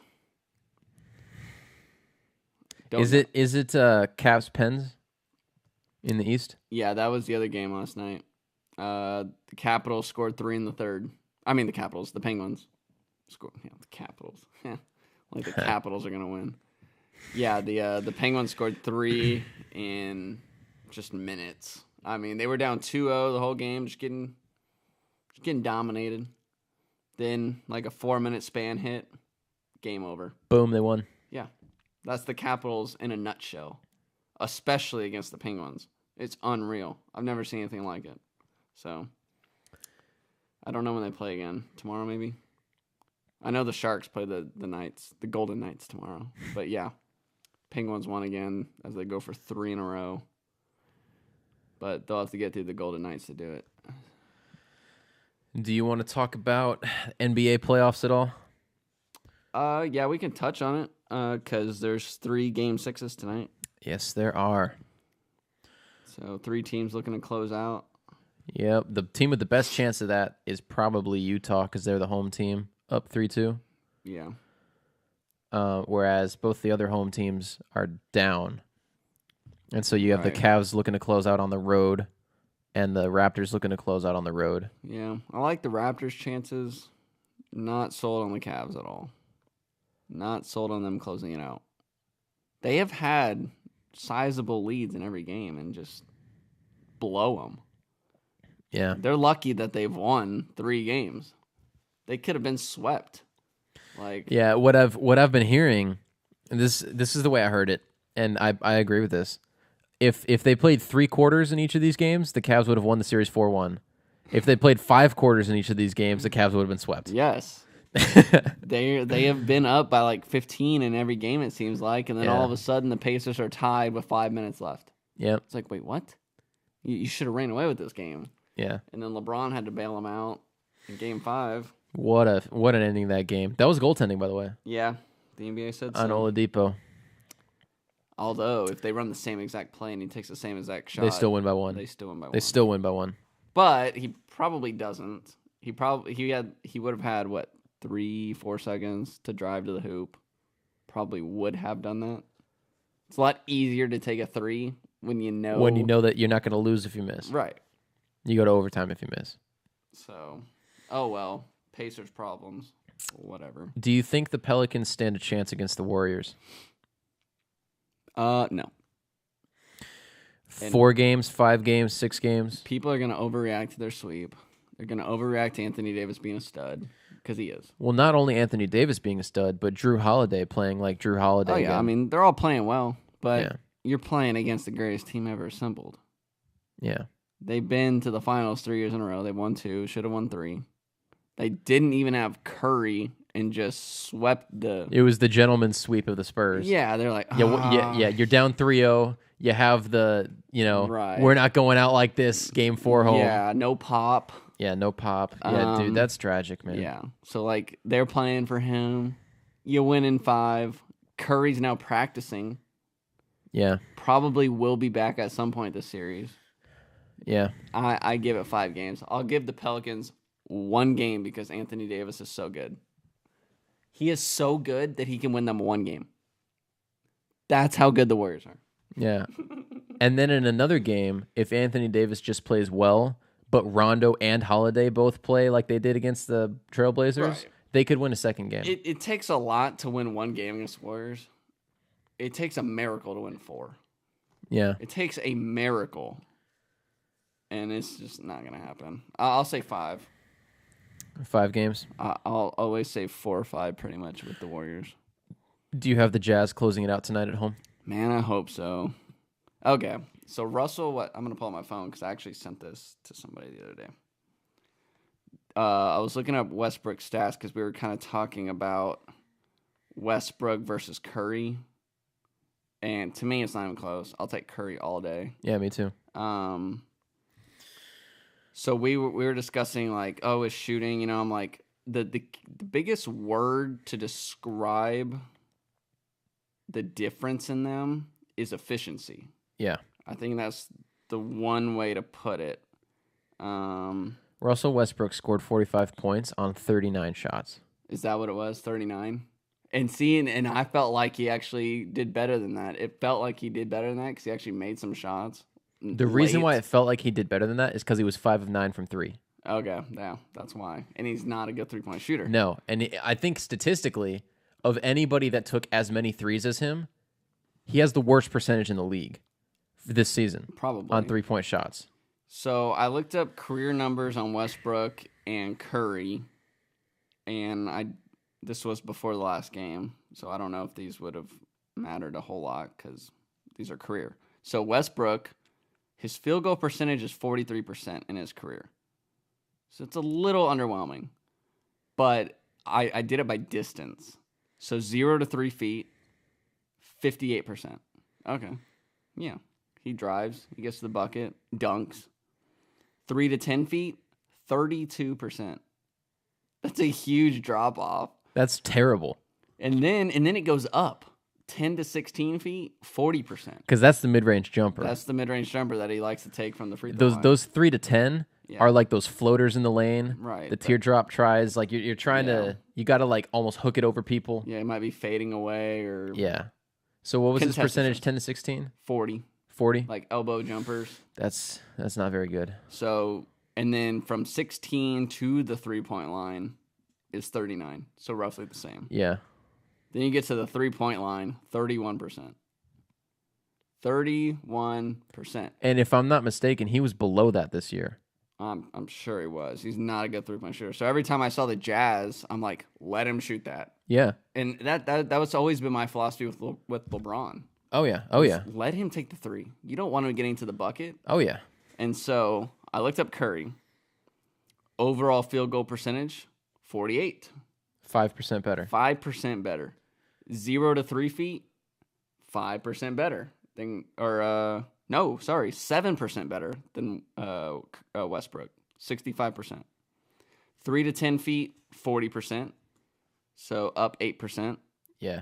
10 to 16, 45%. 5% better. 5%, yeah. 16 to the 3-point line, 47. It's 8% better. 8% better. And then 3, obviously the greatest 3-point shooter we'll ever see, 43%. 12% better. 12% better. So not only is his overall percentage, 5 points higher? Yeah. He takes 27% more threes than Westbrook. So a quarter of his shots more are from longer range, and his percentage is 5% better. But he's 12% better at threes. Right. And so if they were to both take 20 shots, Westbrook is expected to score somewhere between 22 and 28 points. Curry is expected to score somewhere between 33 and 40 on 20 shots. Makes that extra point. Yeah. So, yeah, I put it on here. 19% of Westbrook's total shots are from 3. Curry's 46%. So almost half of his shots are from 3. Yeah. And he shoots 5% better from the field. Yeah. That's how good he is. Yeah. And I think he's a better passer. He's a better ball handler. He's a better free throw shooter because he's automatic. Yeah. The dude's amazing. And when I saw that, I wasn't expecting that. But I was like, oh my God, he takes that many more threes and still shoots that much better. Yeah. It's unreal. So yeah. I think that Steph Curry's legacy is going to be overwhelmed by the Warriors' legacy. And what I mean by that is this team doesn't happen without him. Like, it doesn't get to this point without him. He was he was so great. He was the first guy really that they took.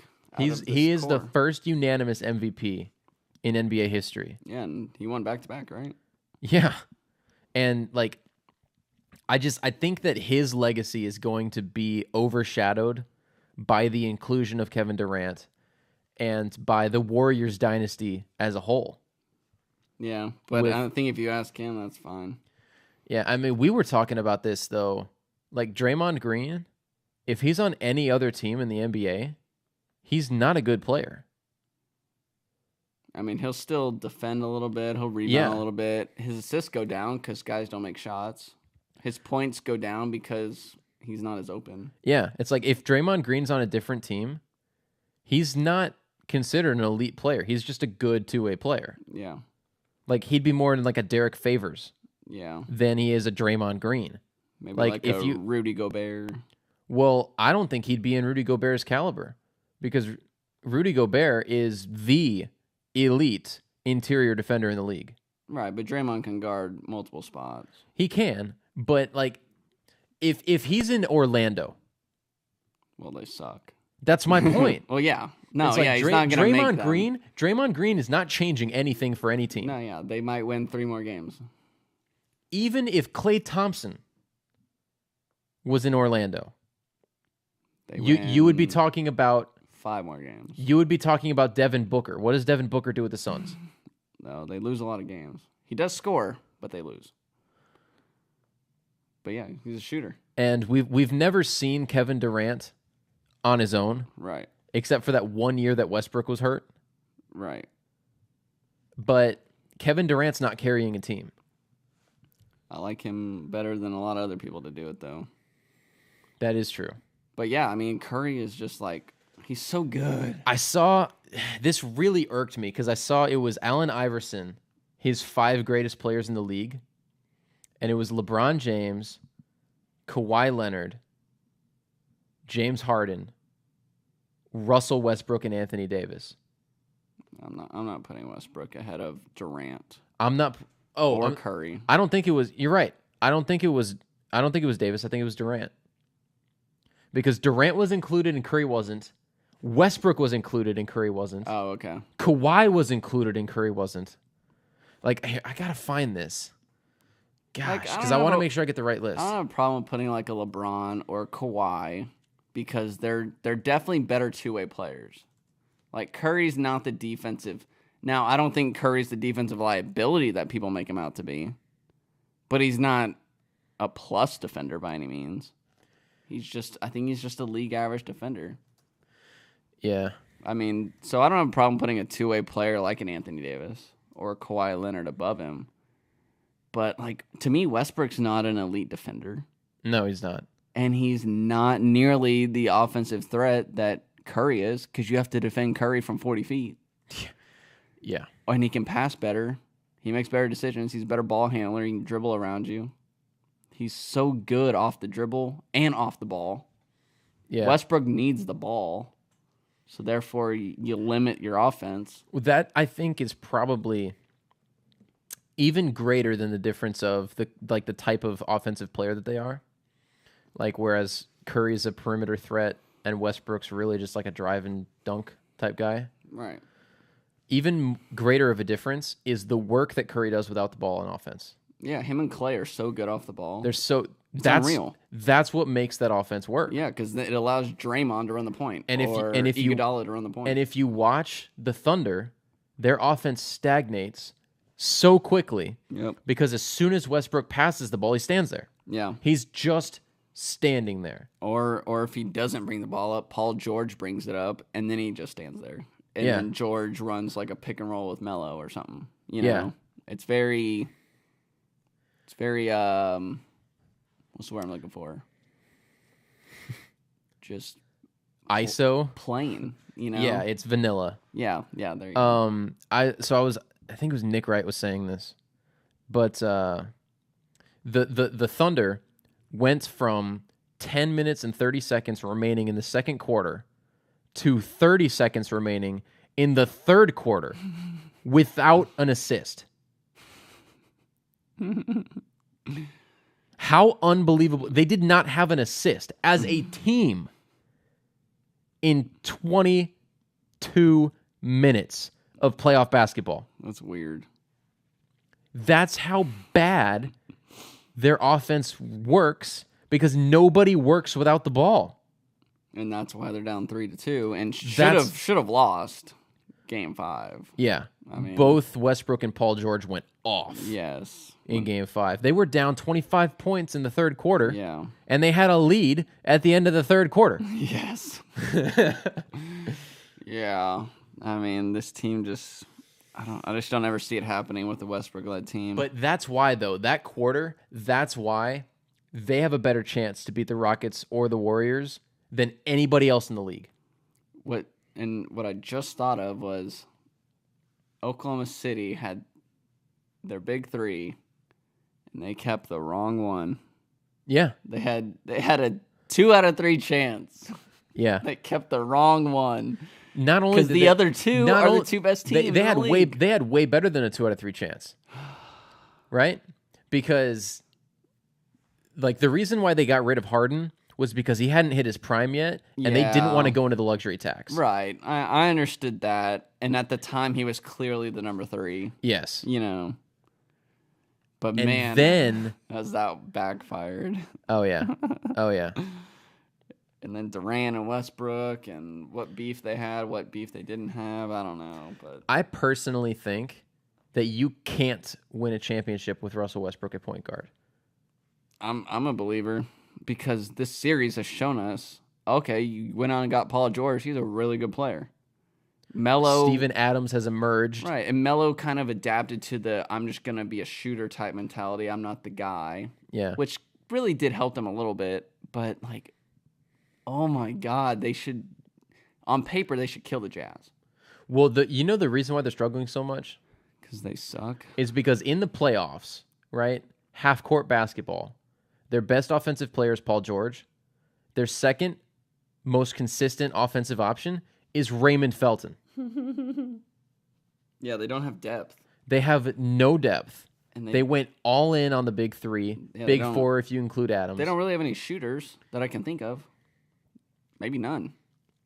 And one of the things that they were counting on for the playoffs was, look, they are a really good defensive basketball team. But their best defender, perimeter defender, Andre Robertson, gone, right? So now Paul George. So it's Paul George on the perimeter, Adams inside, Melo's a sieve, yeah, and Russell Westbrook's not stopping Ricky Rubio. Apparently. It's tough, man. Yeah, they're tough to watch because you expect so much more, and you don't get it. Well, you get way less. And the thing is they have the two most overrated players in NBA history Melo on the same team, and it's Russell Westbrook and Carmelo Anthony. Yeah, Westbrook's shooting percentage is just so bad. He takes so many shots. Like you said, he shot 39 times to score 45. 45? Yeah. They ain't going to cut it. I mean, they're lucky to win that game. It's not sustainable. Utah just went on such a cold run there. Yeah. They would have won that game easily. But, yeah, I think Utah will win it tonight. So you think Utah is through to face the Rockets in round 2? Yeah, and then the Rockets win. 5 games. Although it would be kind of fun to watch the Thunder just get killed by the Rockets. Oh, my God. And then the talk would be like, oh, man, Harden, versus Westbrook, and Harden will win that every time. Yeah, he will. He'll make Westbrook look stupid. God, 2 out of 3 chance for Oklahoma City, and they kept the wrong one. Do you want to talk about Philly in the East? Yeah. They look good. They might go to the finals. Put it that way. Yeah. They might go. You got the Celtics Bucks game 7 happening. Is that tomorrow night? Yeah. And they'll play the winner of that one. Philly's got the winner. Which they should win, regardless. Yeah. 6 games. I mean, if they face the Celtics, then the 76ers will have the 2 best players on the court in the series. Oh, yeah. If they face the Bucks, then Giannis is probably the most talented player on the court. Yeah, but you still have way more talent. Yeah. The talent level might be greater, except that the other team has a better guy. They have a more superstar-like player than Yeah. Boston. Yeah, and I really like the way that Philly matches up against Toronto, Washington, or Indiana.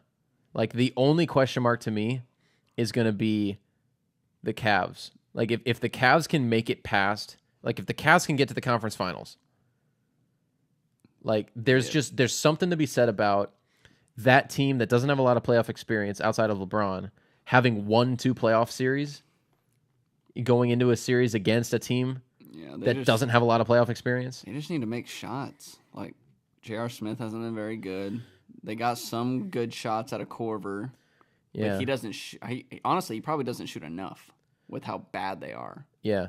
They just need buckets from somebody other than LeBron. He scored 44, and they didn't even get to 100 points. Yeah. I mean, somebody's got to make shots on that team for them to make a run. LeBron James had scored 41 points, had like 14 assists and 8 rebounds, and had to get the game-winning block and 3-point walk-off shot to win. Right, after blowing their second-half lead of 14 or something, then they were up 8 with like 6 minutes left, and then up 6 with 4 minutes left, and then just kind of trickled down until it was tied. It is a testament to LeBron James, though, that what's the conversation around Dwayne Wade right now?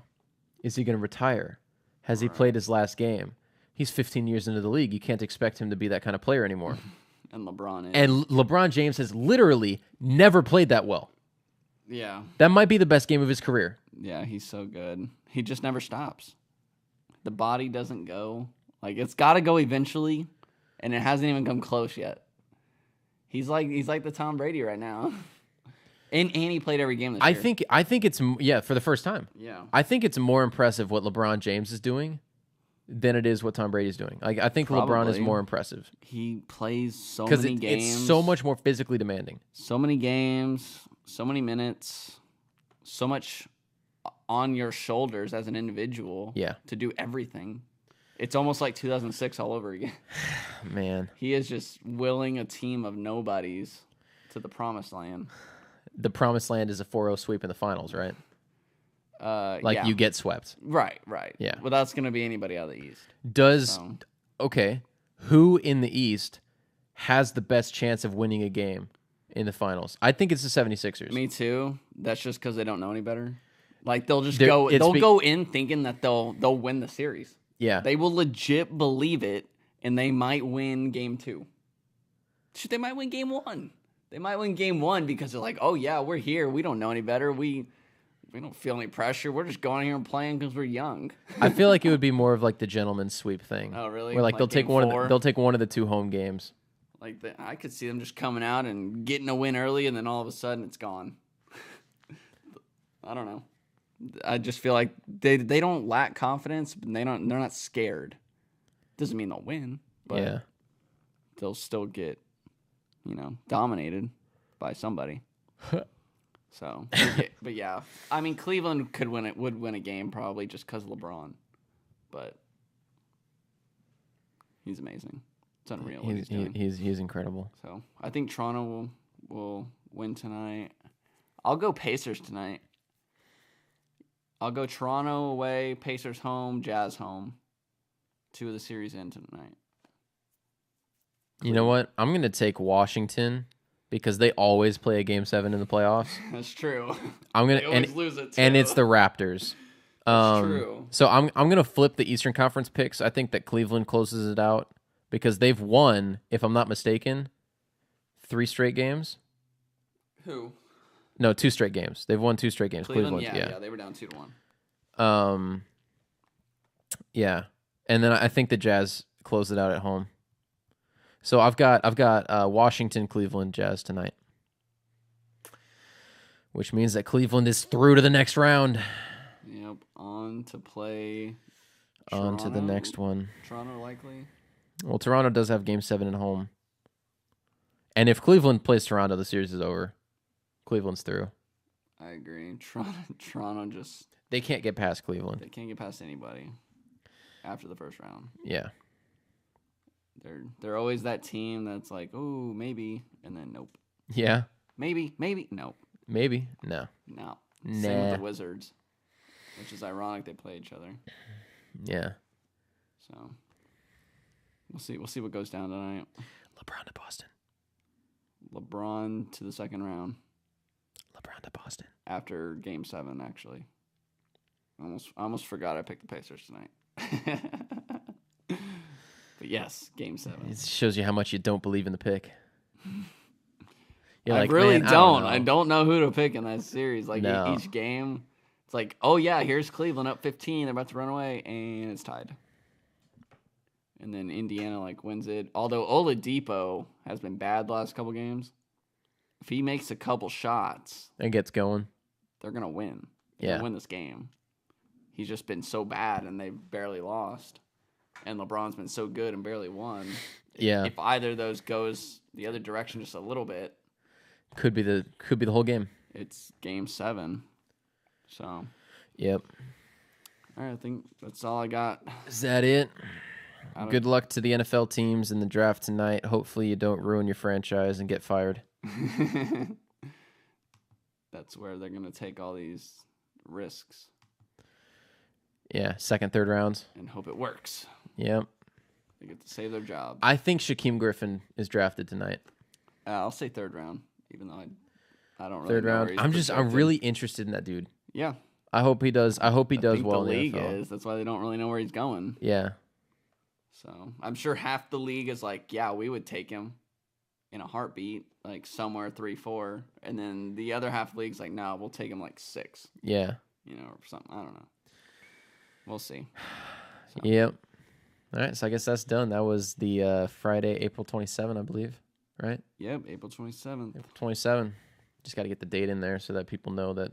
Yep, we'll be back next week. I don't think we talked about actual baseball. Like I brought up Chris Bryant a couple times, but no, baseball will be there. There's not much to talk about right now. Baseball will be there. We'll get in the dog days of summer eventually.